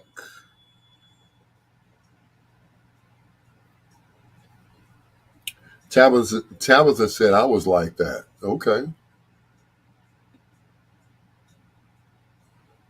that was. Yep. Some women snap back into shape. Some of them, you know. Some of them don't. You know, like I said, the necks turn black. You know, but the cool thing is their nails grow. I like that. Their nails grow. And if they didn't have breasts before, now they got them. Yeah. Some women, pregnancy looks good on them. You know, but others, it's like you're right. Big nose, yeah. Everything gets, you know, everything widens out, spreads, and all of that stuff. Yeah. Yep. Jugs get bigger. Yeah. But like last night at the club, I've never seen so many women with these small waists and these big booties. My breasts hit the floor when I took my bra off. Dang, Tabitha. Good Lord. Mm-mm. Losteen. Loisteen Woods Walker. My breasts hit the floor. I took my bra. Wow. Okay. I'm gonna leave that alone. Mm-mm. Yep. My son's mother, um,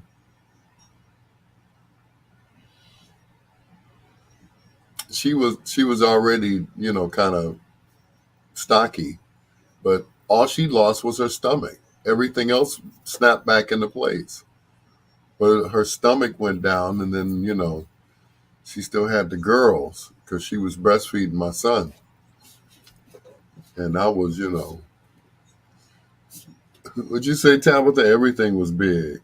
Mm-mm. But yeah, after she had my son, her stomach flattened out. I was like, wow, you know. No sooner he got out, it got flat. And that was it. Otis Wilson actually married into our family 5 years ago. Wow. Okay. Doesn't get any better than that. Otis Wilson, one of the Hall of Fame players from the Bears. That much I know. Would you say ankles too? Dang, Tabitha. Not the ankles. And that's just it. My son's mother, she never got big ankles or anything. And she had the smallest feet. She wore like a size 5 or 6. And she just had the cutest little feet. It was ridiculous. And she would water weight, I know, right? She would go to work and tell everybody that I was sucking her toes. Do I look like a toe sucker?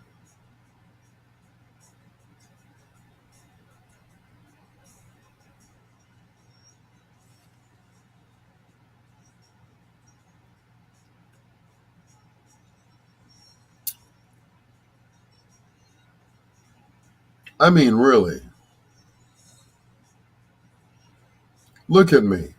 Do I look like I suck toes?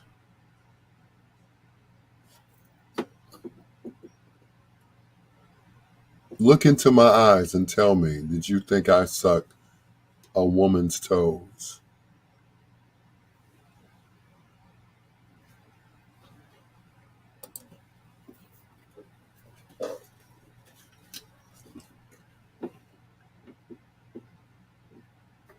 I love that song.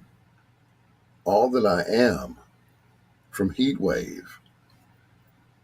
One of the, let's see, it's one of the last songs that Johnny Wilder did, along with the group, before J.D. Nicholas took over. It's your Dr. Al Greer. Hello to Victor Jackson, Slick Vic. Thank you so much. Janine said, I was very athletic after having my babies. I snapped back into a size 3 in 5 months, if not sooner. All right. You're like, what are we talking about? We're talking about ladies snapping back. I was saying earlier that some ladies, let me preface it that way. Some ladies don't snap back. Some of them, if they're real curvy or whatever, and they have a baby, it just blows out of proportion. And they got to get. So I've seen so many women with these wraps, and they wear these wraps all the time. And it's supposed to, what do they call them? Shapers. And they wear them every day. Hey, Mary Taylor. And they wear them every day. And it shapes their waist. Anyway, no comment. Yeah, but do you have to wear it every day? That's the comment. Okay, all right. Anyway, this was the theme song to my first marriage. It's Billy Preston and Sarita on Bedtime Stories. Mary Taylor, Schligvik.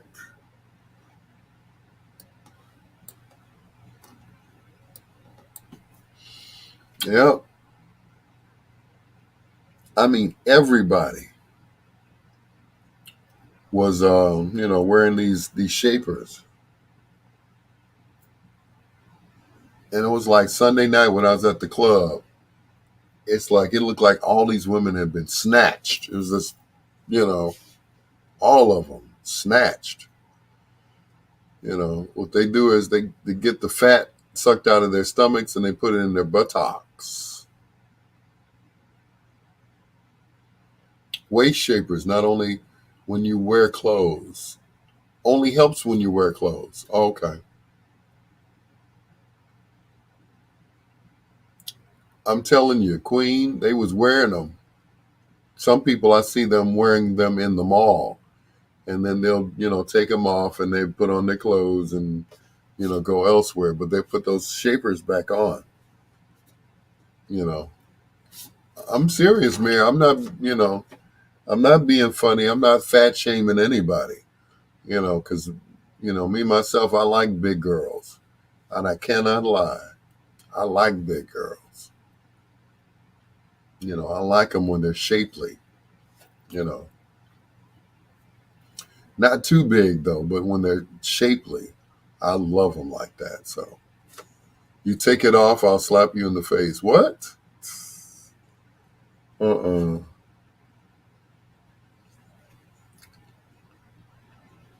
telling you. I am telling you.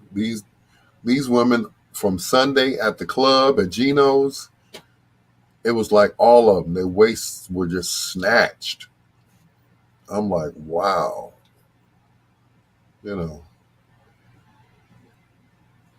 Looked like they had 2 basketballs in their pants. I'm like, that's ridiculous. And their waists were tiny. I'm like, I'm sorry, are they giving away this surgery or something? I'm just saying. Is it free? Or does insurance pay for it? Because I remember my first wife, she got a tummy tuck, and she said insurance paid for it. I said, oh, okay, cool. So she had a snatched waist, and she had all of these breasts.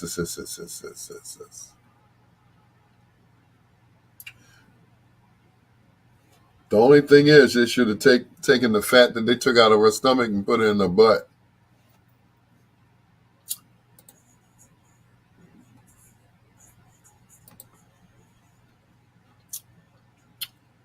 I'm just saying. She had no buttocks. Nope, no buttocks. But once again, back to my question. Do I look like I suck toes? Look at me.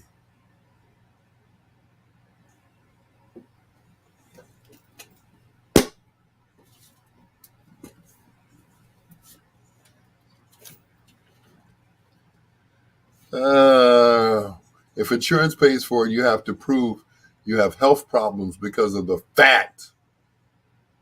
And you have to have therapy because you're fat.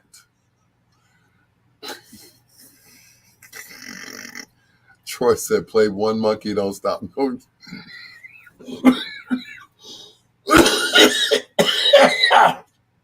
Troy, how would you say, Vic? Toe jammer. Oh, God. Oh, God. Toe jammer. Mm-mm. Did you say toe jammer?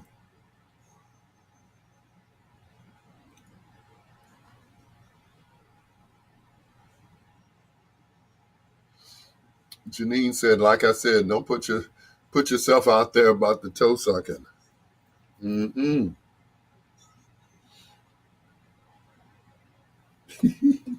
Toe jammer. Mm-mm.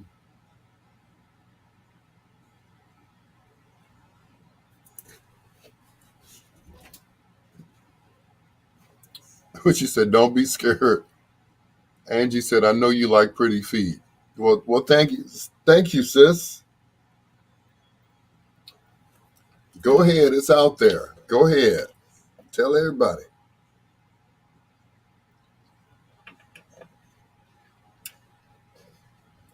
Tell everybody. Vic said, don't be scared. We all know you have a foot fetish. Oh, no. Is it obvious? I mean, come on now. Really? Does everybody know? Y'all keep it up. It's going to be a line outside if they find out where I live of women with sandals on, talking about, how about these? How about these? How about these, Al? We know you have a foot fetish. How about these? Mm-mm.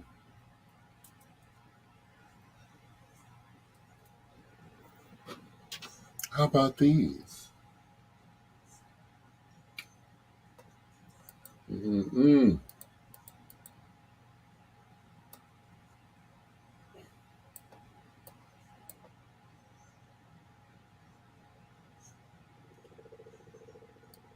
Uh-oh, I hear the helicopter outside.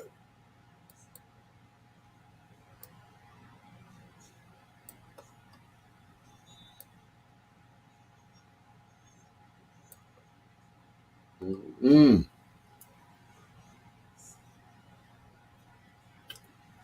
You all right, Tabitha? That's why you troll the nail salons. Vic said I have a long fingernail fetish. See, I know I'm not by myself. I know I'm not by myself. Come on, Vic. Tell the truth and shame the devil.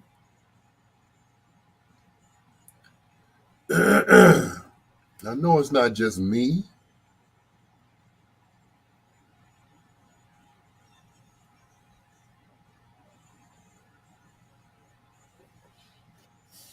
I know it's not just me. Vic like long nails though, and I do too. But not so long where they can't wipe their butts. You know,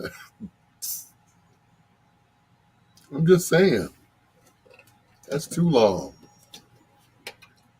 Too long.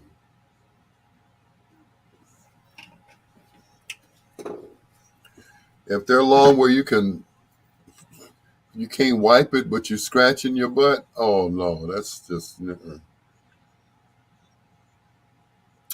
too much.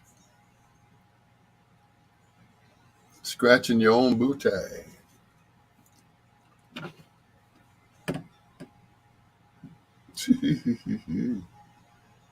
uh,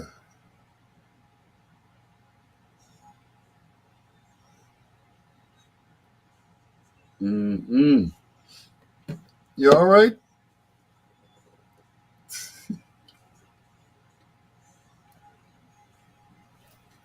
You all right, Tabitha?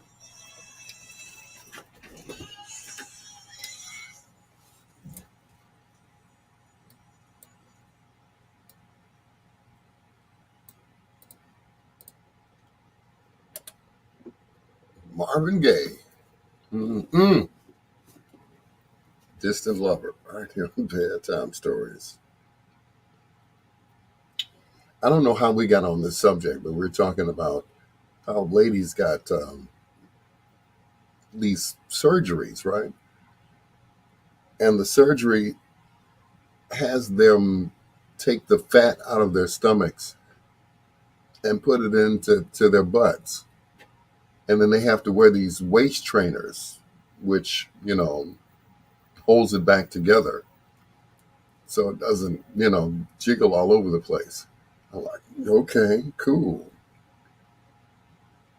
Tabitha's over there. She's just cracking up. She said, oh, my stomach stopped. Y'all, I can't stand it. Peace and blessings to you, too. It's like, you're just cracking up. I'm like, okay.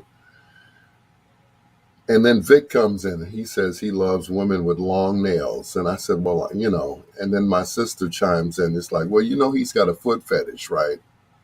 I'm like, okay. She said, that's why you troll all the nail salons. And I also hang out at Ashley Stewart Woman as well. So, hey.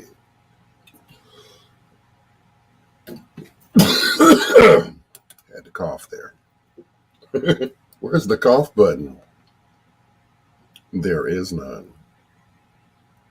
Let me play the short commercial here. Greg Murray, good evening. Bedtime Stories is sponsored by... So you can rule your day. Get unlimited data with 5G access included for just $35 a line. All on America's largest 5G network at no extra charge. Metro, empowering you to rule your day. Portions of Bedtime Stories with Dr. Al Greer are brought to you by Metro by T-Mobile, empowering you to rule your day. Well, thank you, Vince Brown. It is Bedtime Stories on WOSD Radio DB Chicago, WDLB, now I'm getting hoarse, WDLB Indianapolis, and WRLN, the best music of your life, a Ray Neal media station. It is your Dr. Al Greer, and it's time for foreplay. But before I go there, I got to say good evening to Greg Murray. Thank you so much for being on my live. I appreciate it. Slick Vic Jackson, Queen Janine, and of course Tabitha, who's over there cracking up about my comments about women and their feet. Yes, I have a foot fetish.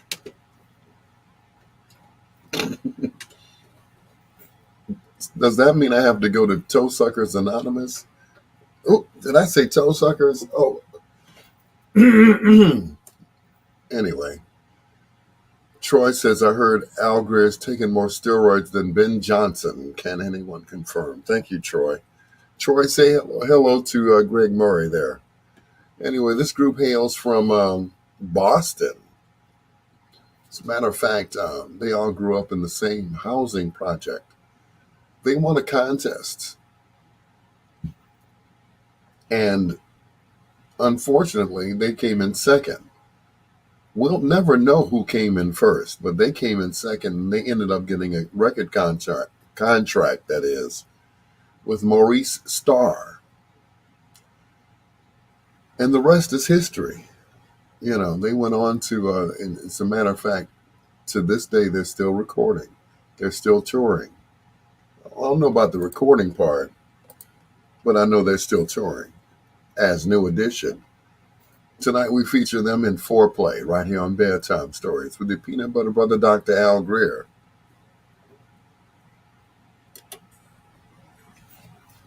Deborah Capers.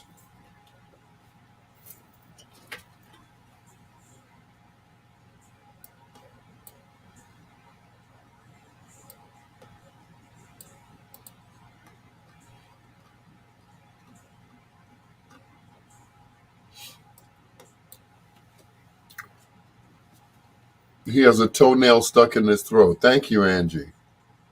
Is that what it is?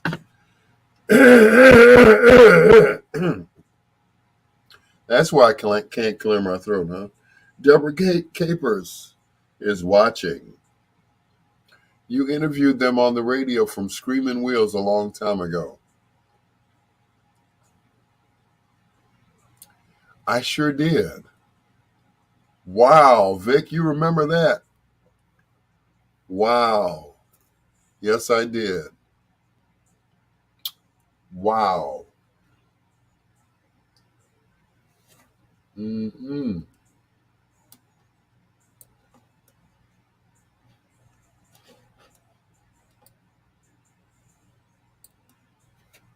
Wow.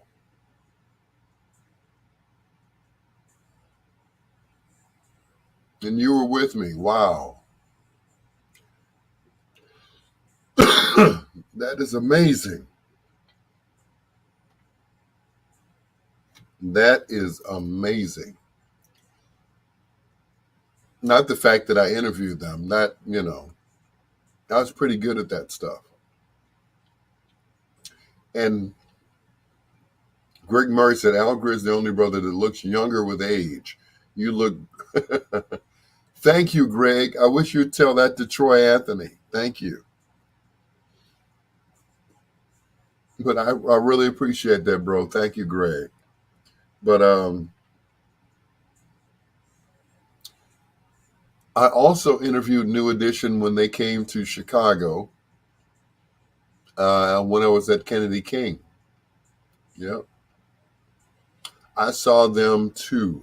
I saw them in concert with, I think it was the Fat Boys and Genuine. Genuine only had one cutout. No, wait a minute. That concert was... No, maybe it was. It was New Edition and the Fat Boys. The Fat Boys opened up the show. And there was one other artist in the middle of that. But Al looks like Grandpa Cosby from The Cosby Show. Must be the gray hair. Yeah, that's it.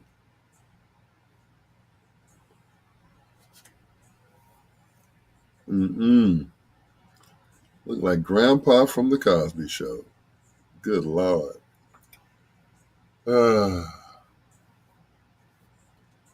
Mm-hmm.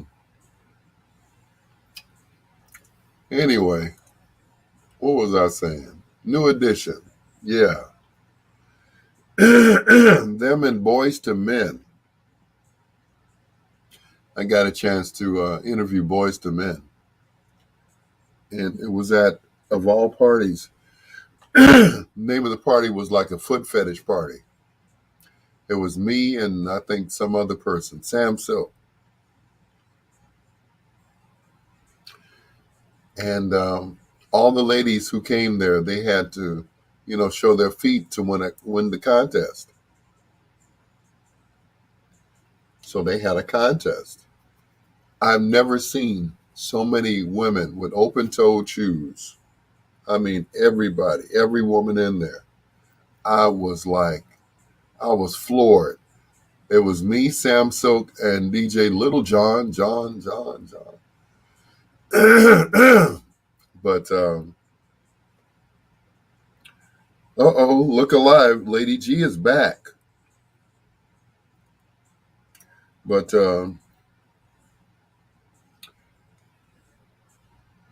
I've never seen so many pretty feet in my life in one place. I was floored. I was like a kid in a candy store. Going to bed. All right, Greg. Peace and blessings to you, brother. Thank you. Thank you for staying as long as you did. But once again, I'd never seen so many pretty feet in my life. At one place, and I guess the women knew not to come in there with hammer time going on.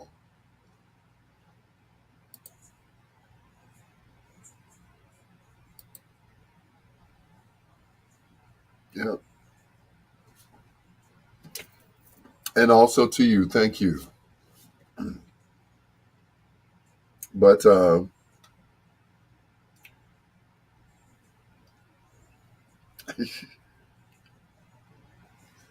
thank you, Tabitha. But I'd never seen so many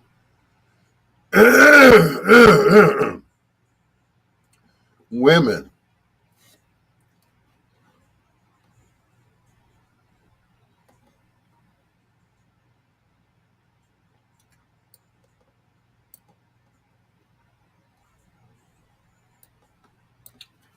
It was truly, Tabitha, when I tell you, it was truly a treat for me. I don't know about the other guys, but I don't think DJ Little John was even impressed by that. But I was impressed at the fact that most of those women had just gotten out of the nail salon that day.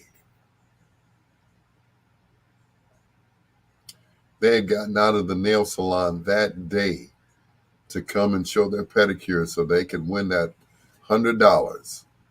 That was it. I think it was $100, maybe $250. I don't remember. But it was one of the first promotions that we did for bedtime stories. Not bedtime stories. You act like you was a kid in the candy store. I sure was, Tabitha. But like I said, the other guys were not impressed. They were like, man, they just feet, man. They just feet. You don't understand. They just feet. Sam Silk and Little John, DJ Little John. They just feet. Y'all don't understand. It was the fact that those ladies came out and showed their feet to get some money because they thought they had the prettiest feet.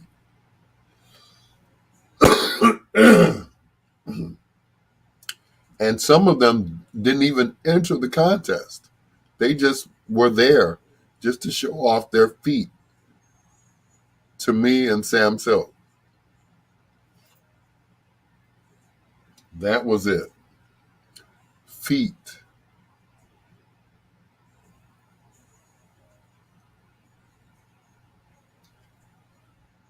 When I say I was like a kid in the candy store, I was, man, I couldn't control myself. I wanted to fall down on the floor and just lick them all. I swear. I swear. The good ones, not the bad looking ones. Not if their feet look like this, it's like, If their toes were clutching the shoes, trying to hold the shoes on, I don't have nothing to do with them. If they look like chicken feet, definitely not.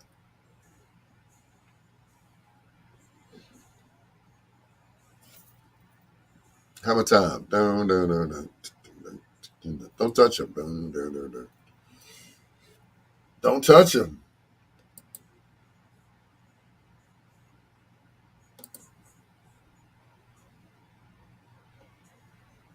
Mm-mm.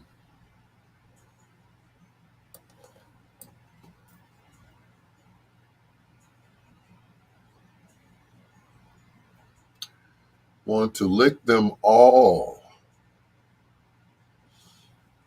Yep. And they were clean too? Oh my goodness.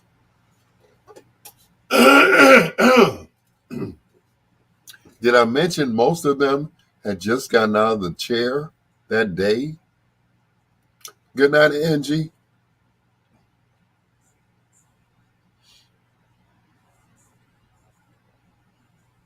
Yep. Good night, sis.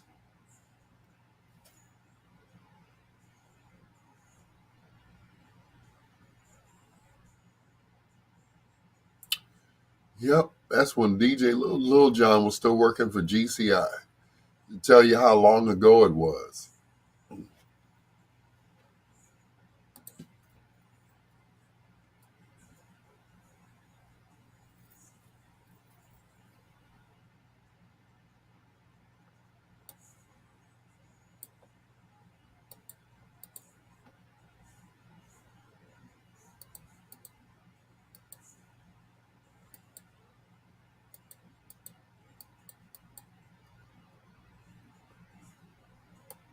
Mm-mm.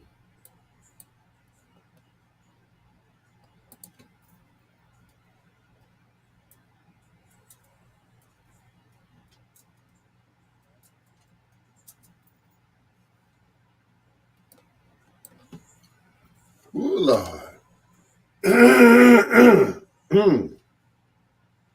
Yes, Lord. Those were the days. Mm-mm.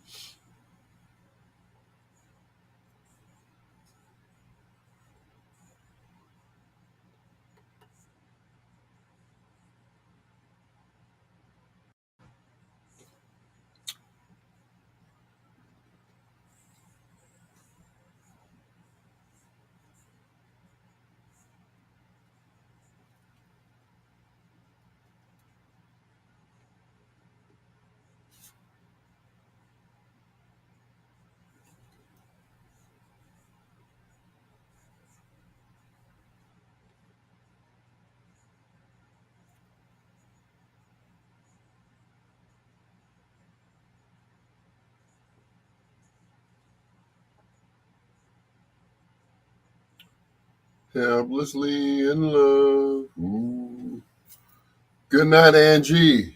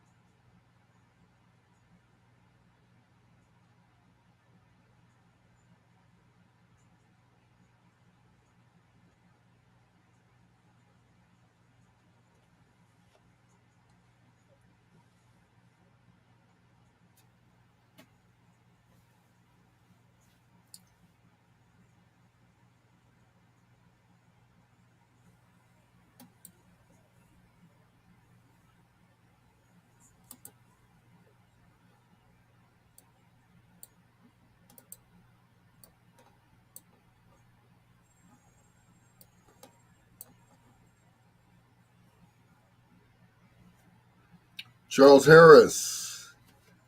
Good evening, Charles Harris. How are you, sir? Thank you for joining us for our Facebook Live. We really appreciate you, brother.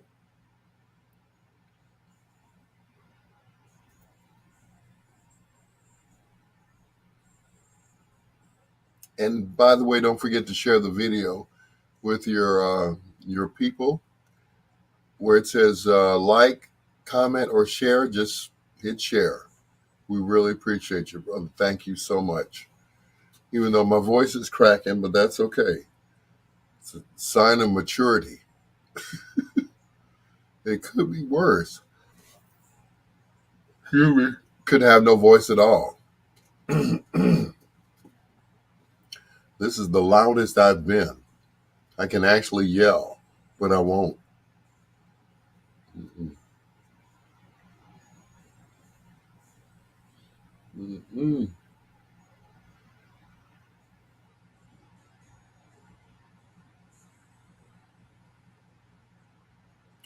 LT.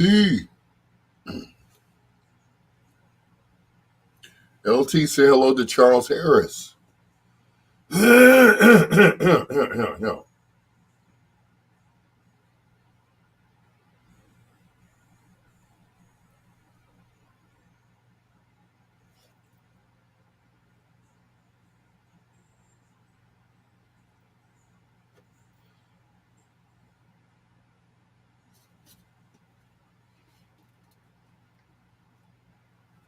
Helplessly in love. They said that all of New Edition didn't always sing on their songs, that Ralph did most of the background vocals. Is that true?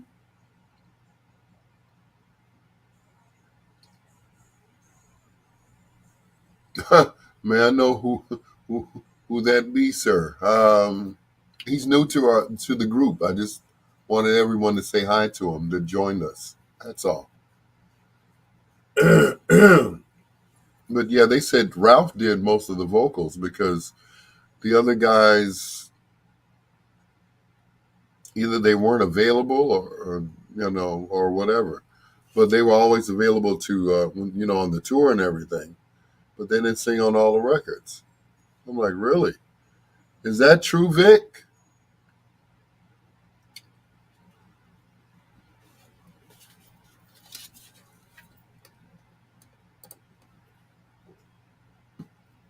Short pause after that song. Helplessly in Love, New Edition, wrapping up Foreplay right here on Bedtime Stories. Had to clear my throat there. The show designed with the lovers in mind, where we put you to bed but never to sleep with the greatest love songs of all time. I was reading somewhere, or I guess I saw this in their movie. They said that Ralph did all the background vocals for the group, while the rest of them were, doing other things that were not related to New Edition. So Vic said more needed as much they were doing other things, and they sang a lot with Bobby Brown's parts too. Like, okay, cool. But I didn't know that. I didn't know that they were not doing all their singing. But I know one thing, Michael Bivins did all his rap parts. That much I know. You can't duplicate that. It's your Dr. Al Greer. This is Bedtime Stories with Boys to Men.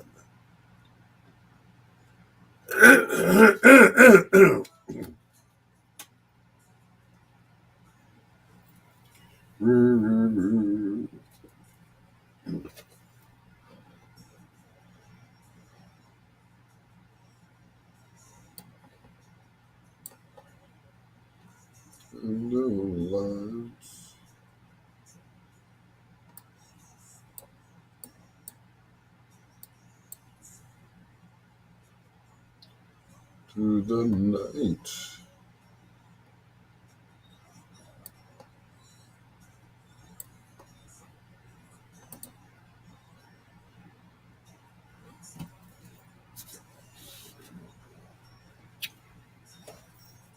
So that is true. They did not sing all of their parts, huh? Interesting. And like I said, they had that, what was it, the 3-day event on BET, the New Edition story. Yep. And today is Ralph Tresvant's birthday. See, and there you go. Today is his birthday. Ralph is what, 57 today? I heard Al Greer got between Sam and Dave, forcing them to split. Yeah. I wanted them to be Sam and Al. You know, Dave was okay, but he was just in the way. Should have been Sam and Al. Like, who's the real soul man? That's me. And they were executive producers on the series. Yep. So you know it had to be true. And while watching it, I was watching the show. He's 54, 55. Why did I think he was closer? Well, anyway. The only one who's the oldest is Johnny. And Johnny looks the youngest. I'm just saying. All the rest of them. But Johnny still, when they're taking pictures, all of them are trying to look cool and sexy. Johnny's just smiling like, look at me. I ain't had no scandals. No nothing. Y'all don't hear nothing about me.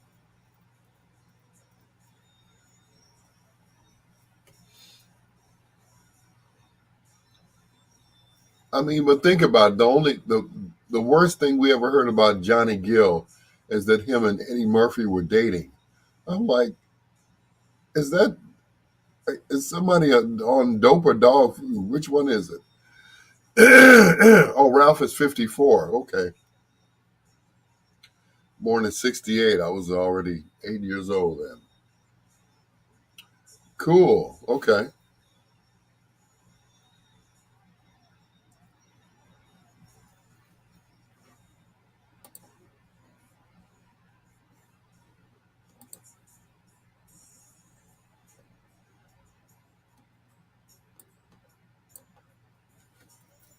'68.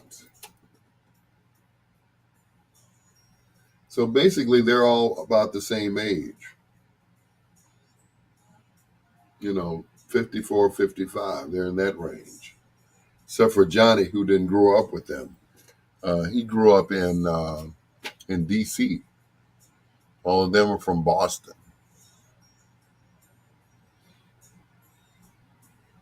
D.C.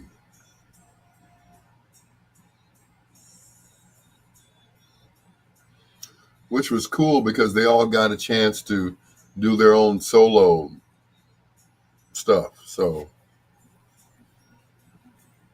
BBD did theirs.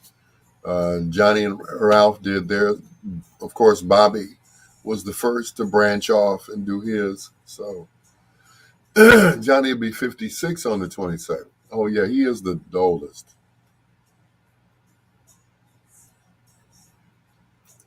And Johnny looks like he's in better shape than all of them.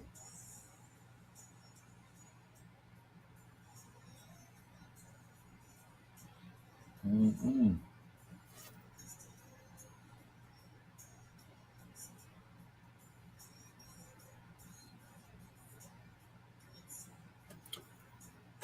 And poor Bobby, he's just trying to keep up. Poor Bobby. Bobby Brown.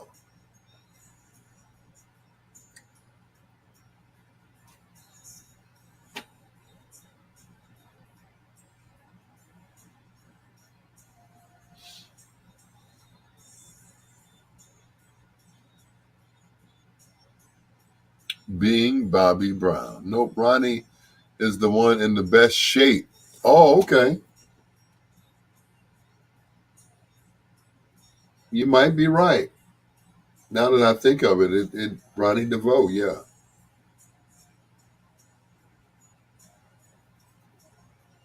So I see Ronnie all the time in pictures with his wife. Yeah, all the time with his young wife.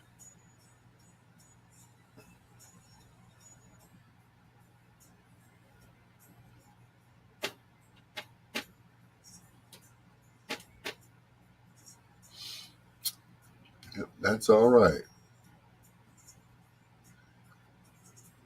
He's chasing after twin boys. Yeah, well, yeah, I guess you'd have to stay in shape to chase after those childrens. That's all right. Yeah, chasing after them twin boys.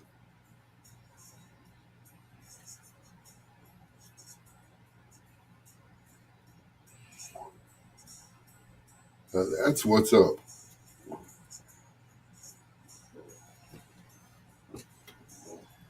Well, either way it goes, it's nice to see all the guys settled, you know, married men with children and all that stuff.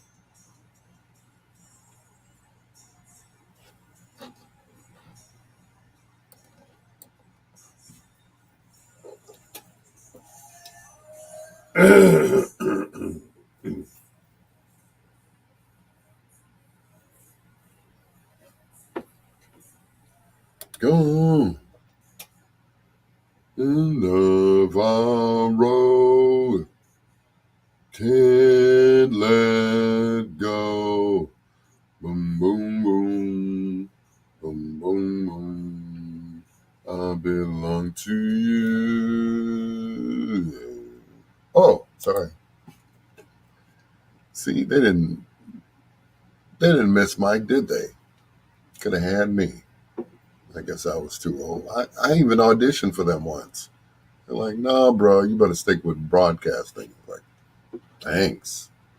Boys to Men, End of the Road, right here on Bedtime Stories. It's your Dr. Al Greer. Um, is she? Okay, wait a minute.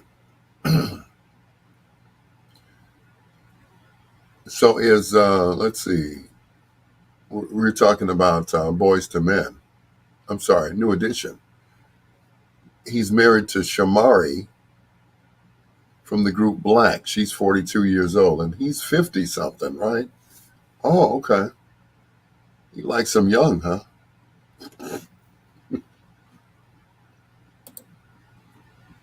I can't complain. I hear you. I feel you, my brother. I don't want nothing old but a car. I want that 62 Corvette that Lucifer drives around in. That's what I want.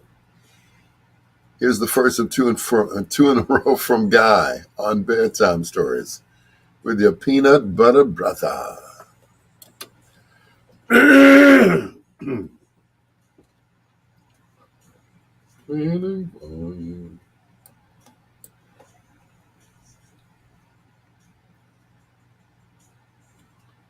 You can have a piece of my life.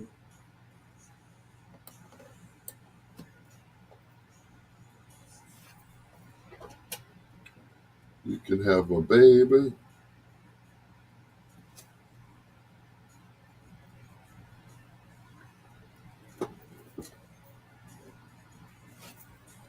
Said, because he's not totally free. You can just have a piece of my love because I'm not totally free. Tried to tell this woman the other night anyway.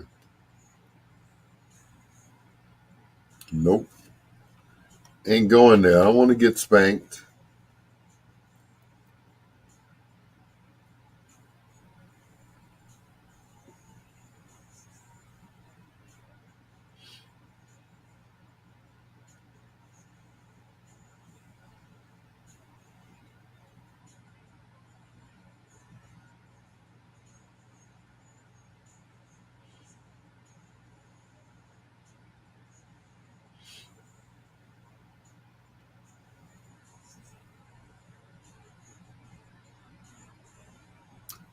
Ronnie is 54. He will be 55 in November, and she's 42. I ain't mad at him.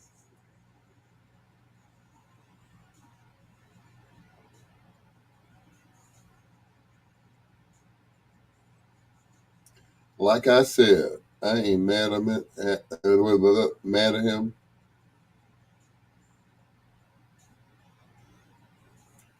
At all.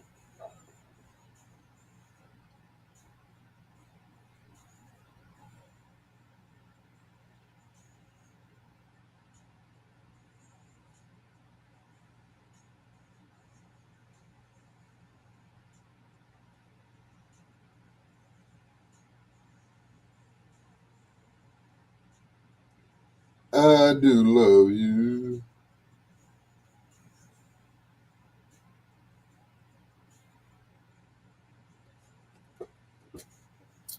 Ronnie DeVoe.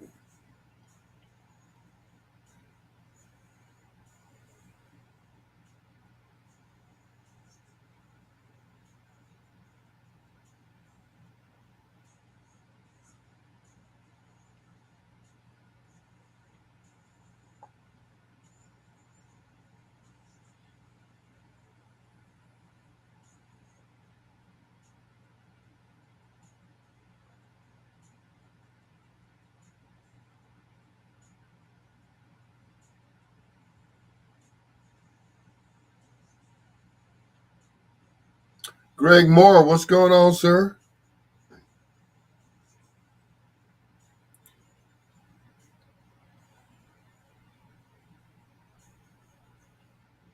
I thank you once again, Greg, for inviting me to the breakfast brunch. I had a ball. Um, Captain Sky and I were supposed to meet, but I thought it'd be better that he come around and meet other people. So people that are music connoisseurs like we are. So I'm glad that worked out. Thank you for coming to the.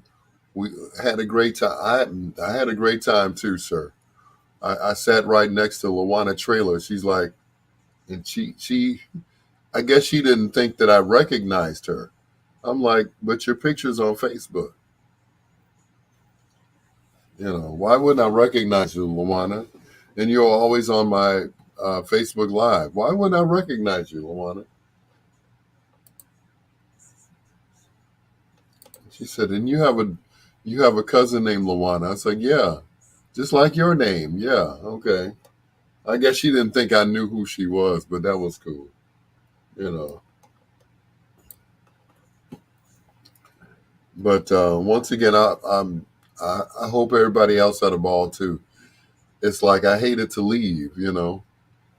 Yep, she is. She is a sweetie. Um, but we need to do that again real soon, man. We need to do that again. And Pearl's Place was the perfect place to do it.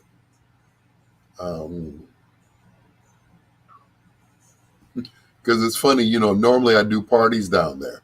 I'm like the resident DJ. And the first thing they said was, we didn't recognize you without any equipment in your hand. I said, no, I didn't come to work today. I came to eat. So I brought my appetite. I mean, I know I always come up there and I'm always working.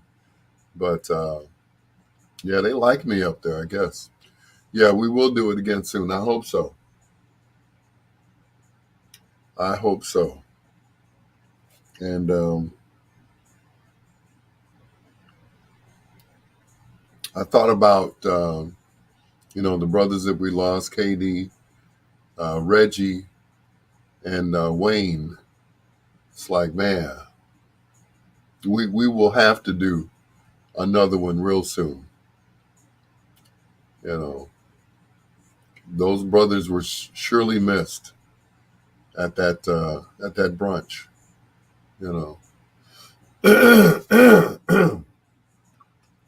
Wayne would stay up all night so that he could make it to the brunch.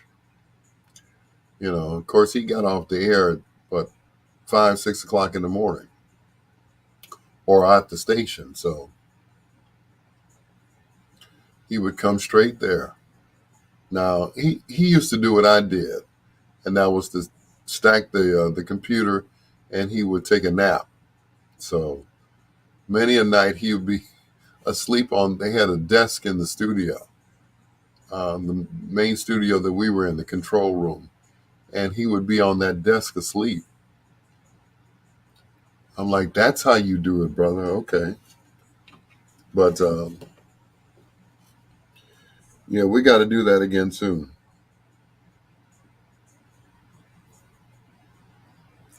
real soon.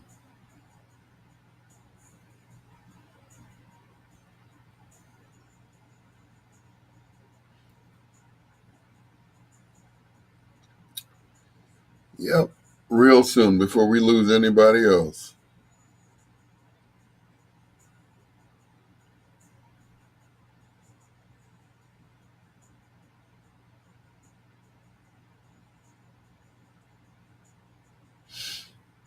Yep, got to.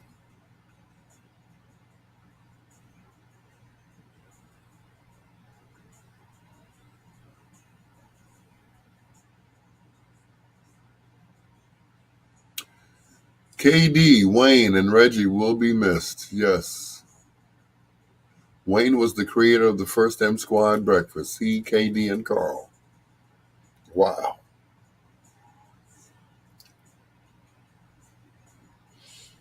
That's all right.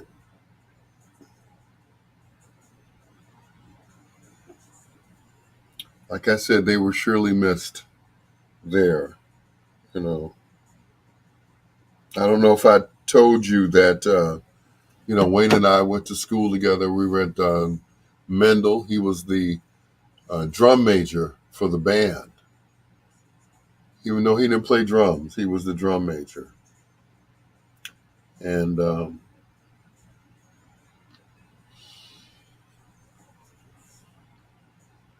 yep, he was the man.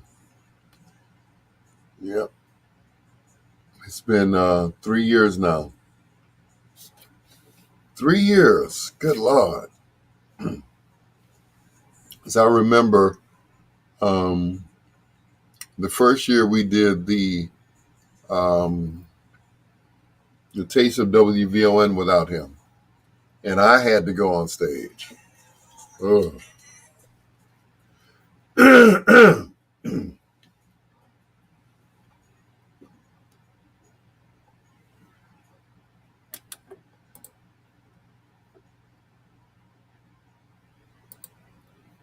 Two in a row from Guy. Let's chill. And you can have a piece of my love. Just a piece. Can't give it all to you. See, then you started acting crazy and everything.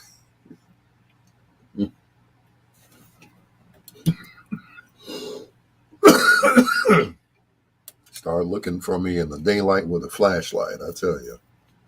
It's your Dr. Al Greer. This is Bedtime Stories. Saying hello to Brother Greg Moore of the M Squad. We had breakfast Saturday morning, and it was fantastic. When I say it was fantastic, we had a great time. And, I've never seen such a group of brothers who got along famously. No animosity towards each other, no egos, no nothing. And we just got along. We had breakfast, we fellowshipped, and that was it. That was it. Greg said I called Wayne at WDVON 2:30 in the morning when I worked at the casino. That's how we hooked up. Yeah, Wayne and I went to school together at Mendel. He was the drum major, and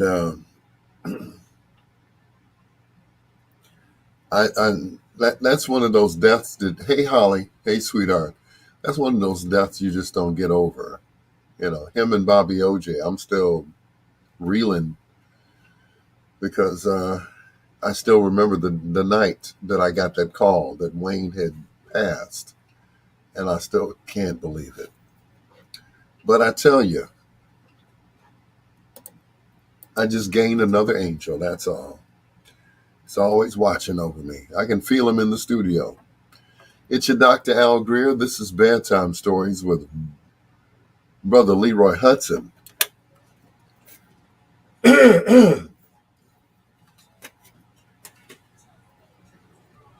Mama.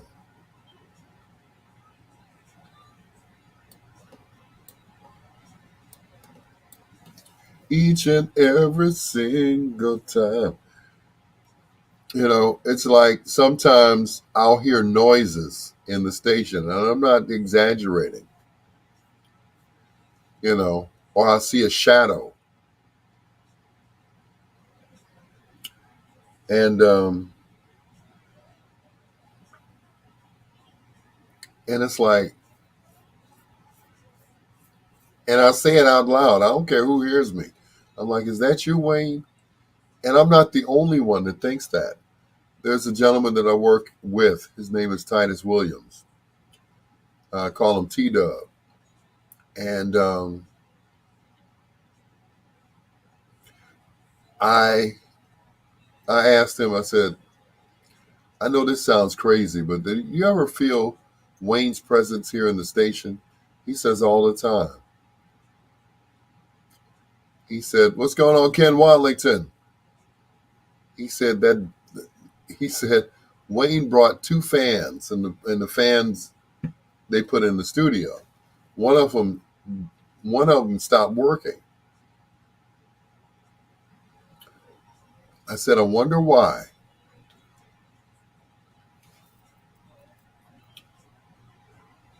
Because those fans weren't supposed to be in there. So one of them stopped working, and then the other one still works, and it stays in the control room and not the main studio. So, yep. But Wayne had a strong presence. Even when he was still alive, he had a strong presence when he would walk into the room. And I was not jealous of my brother at all. He was taller than me. So he got more attention. He got more attention than I got. And there was something that he said that that Bobby OJ also said.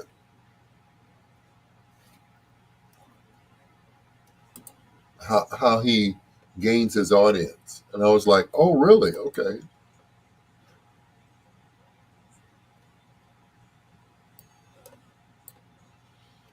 He was just basically nice to them to the point where they thought they were going to date him. So that's how he built his audience overnight. I was like, oh, okay. Bobby told me that once too. And I'm like, so you made promises to these women and they would keep listening and everything else? I'm like, okay. Okay.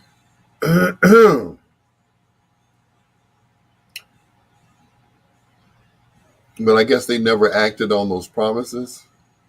Because if that was the case, they would have overpopulated the city of Chicago, I tell you.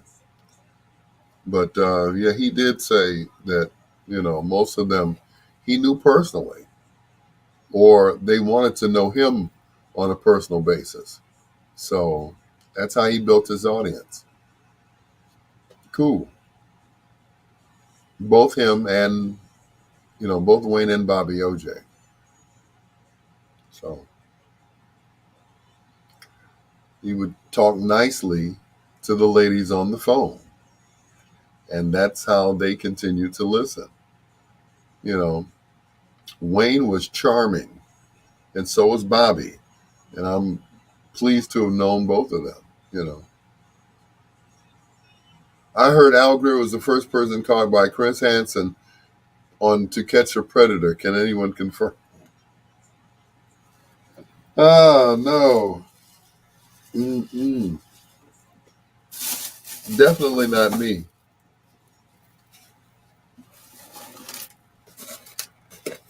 Nope, definitely not me. More like Mr. Kelly.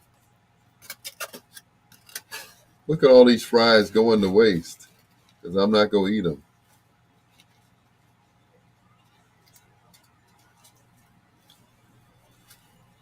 Mmm.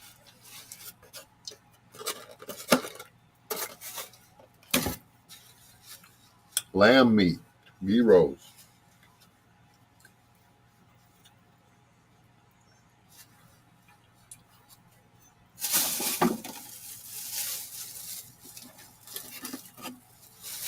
I was going to throw these away. It's a shame you can't reheat fries. I mean, you can reheat them. You can put them in the microwave. But then they're soggy. They're just warmed over fries. That's it.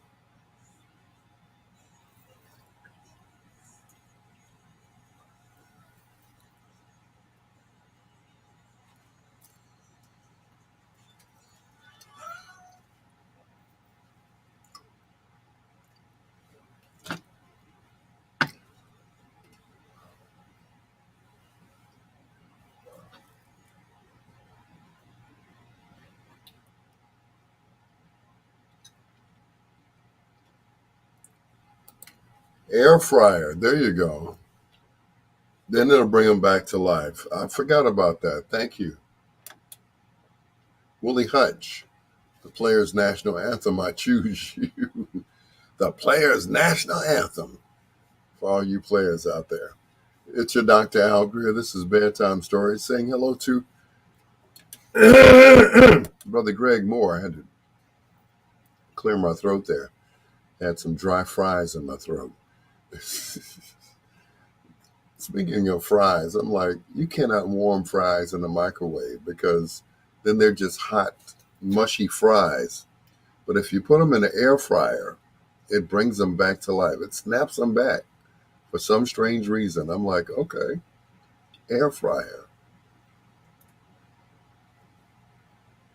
I need to invest in one. I know where there's one right now, but it's not in this house. Anyway, air fryer. That's what's up. I think I'll do that when I move out. I'll get me an air fryer, a crock pot, all of that good stuff. Yeah, I'm gonna do it big this time, and I'm not gonna move out this time. Trust me. It's Whitney Houston, Lover for Life on Bedtime Stories.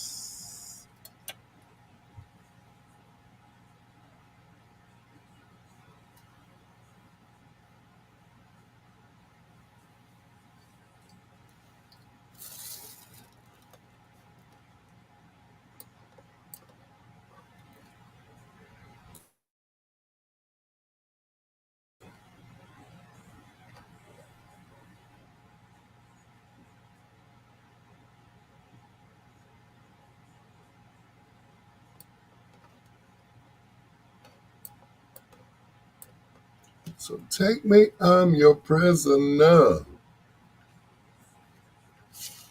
your lover for life.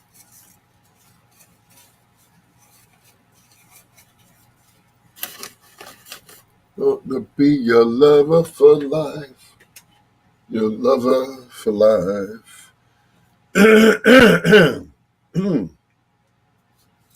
Woo. Excuse me. This water's starting to catch up with me now.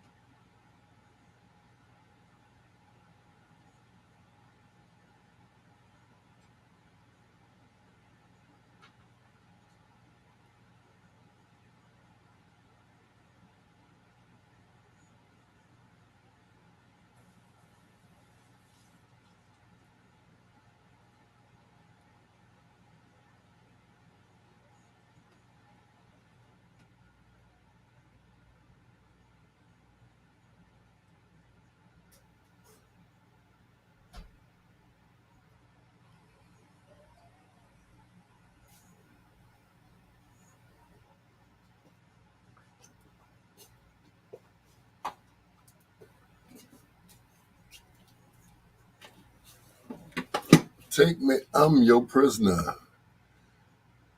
Sister, I can't even get it out. Sentence me to be your lover for life.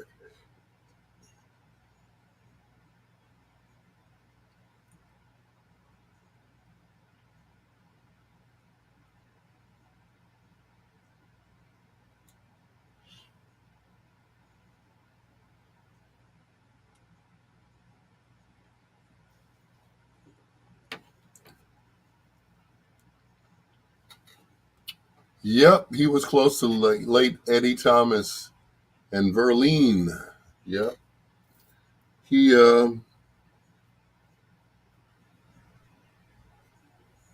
as a matter of fact,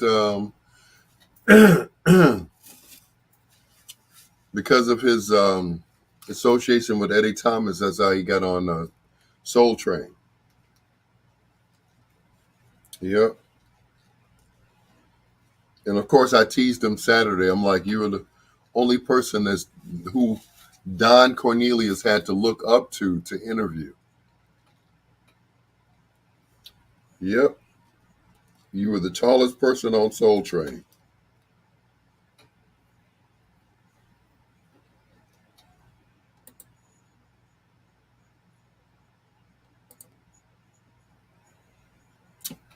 Yep, he was the tallest person ever on Soul Train.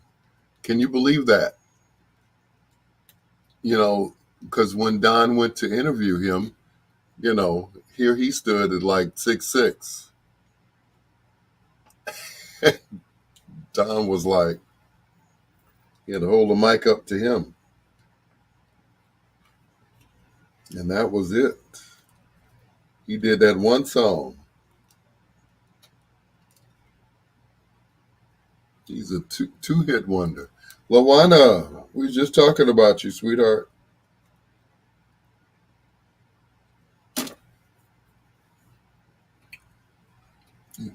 Greg Murray was just saying how much of a sweetheart you are.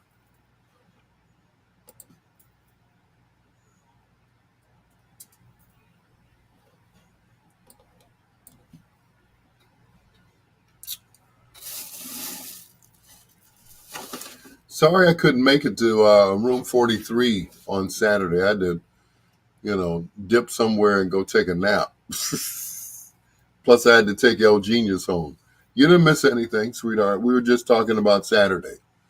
And, yeah, El Genius, I didn't want him to get on the train, Yeah.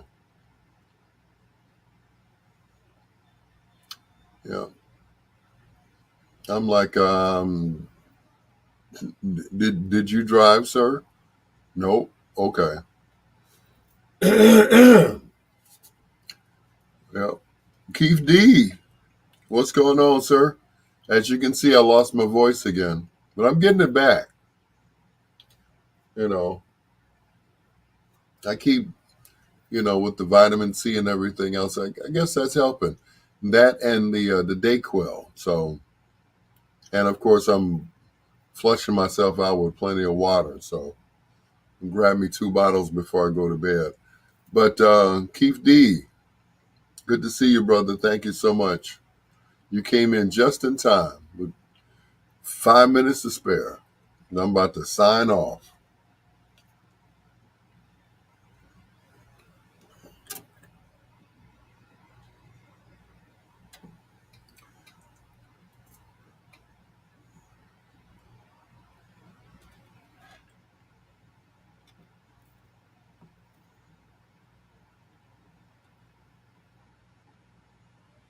Tabitha. Yeah.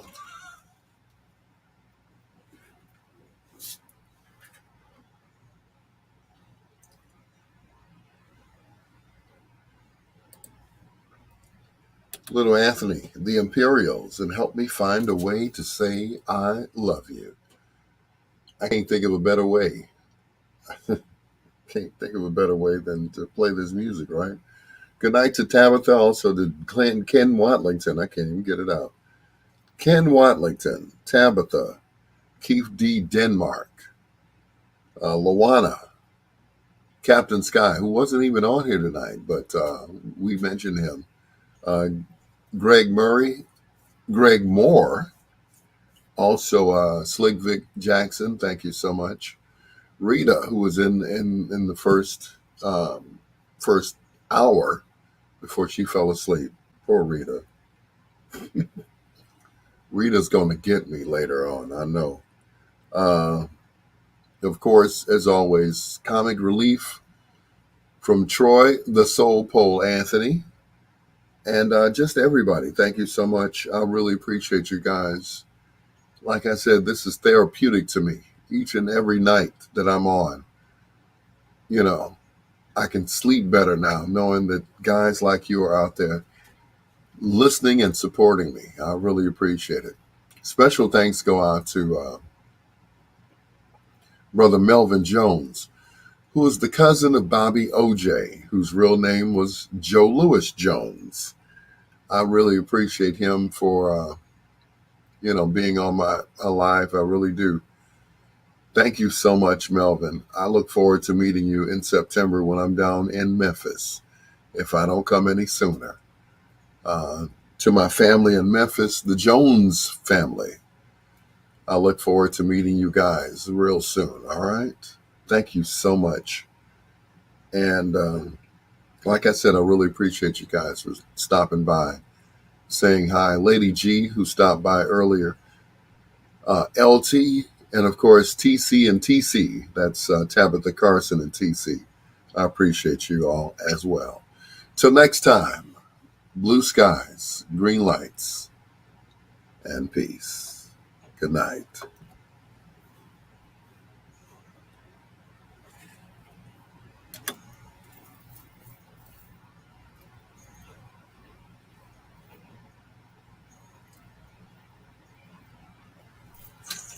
Who took that picture of me and Captain Sky?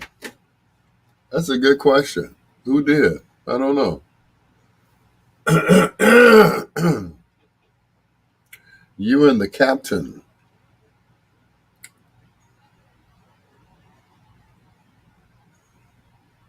The captain of the sky.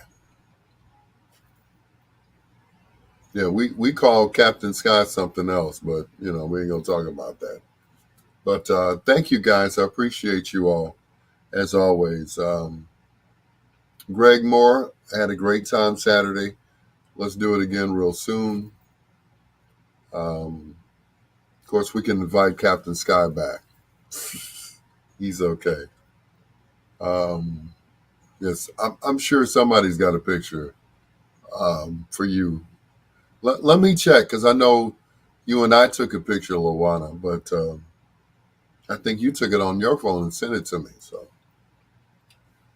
but thanks, guys. Appreciate you all. Peace out.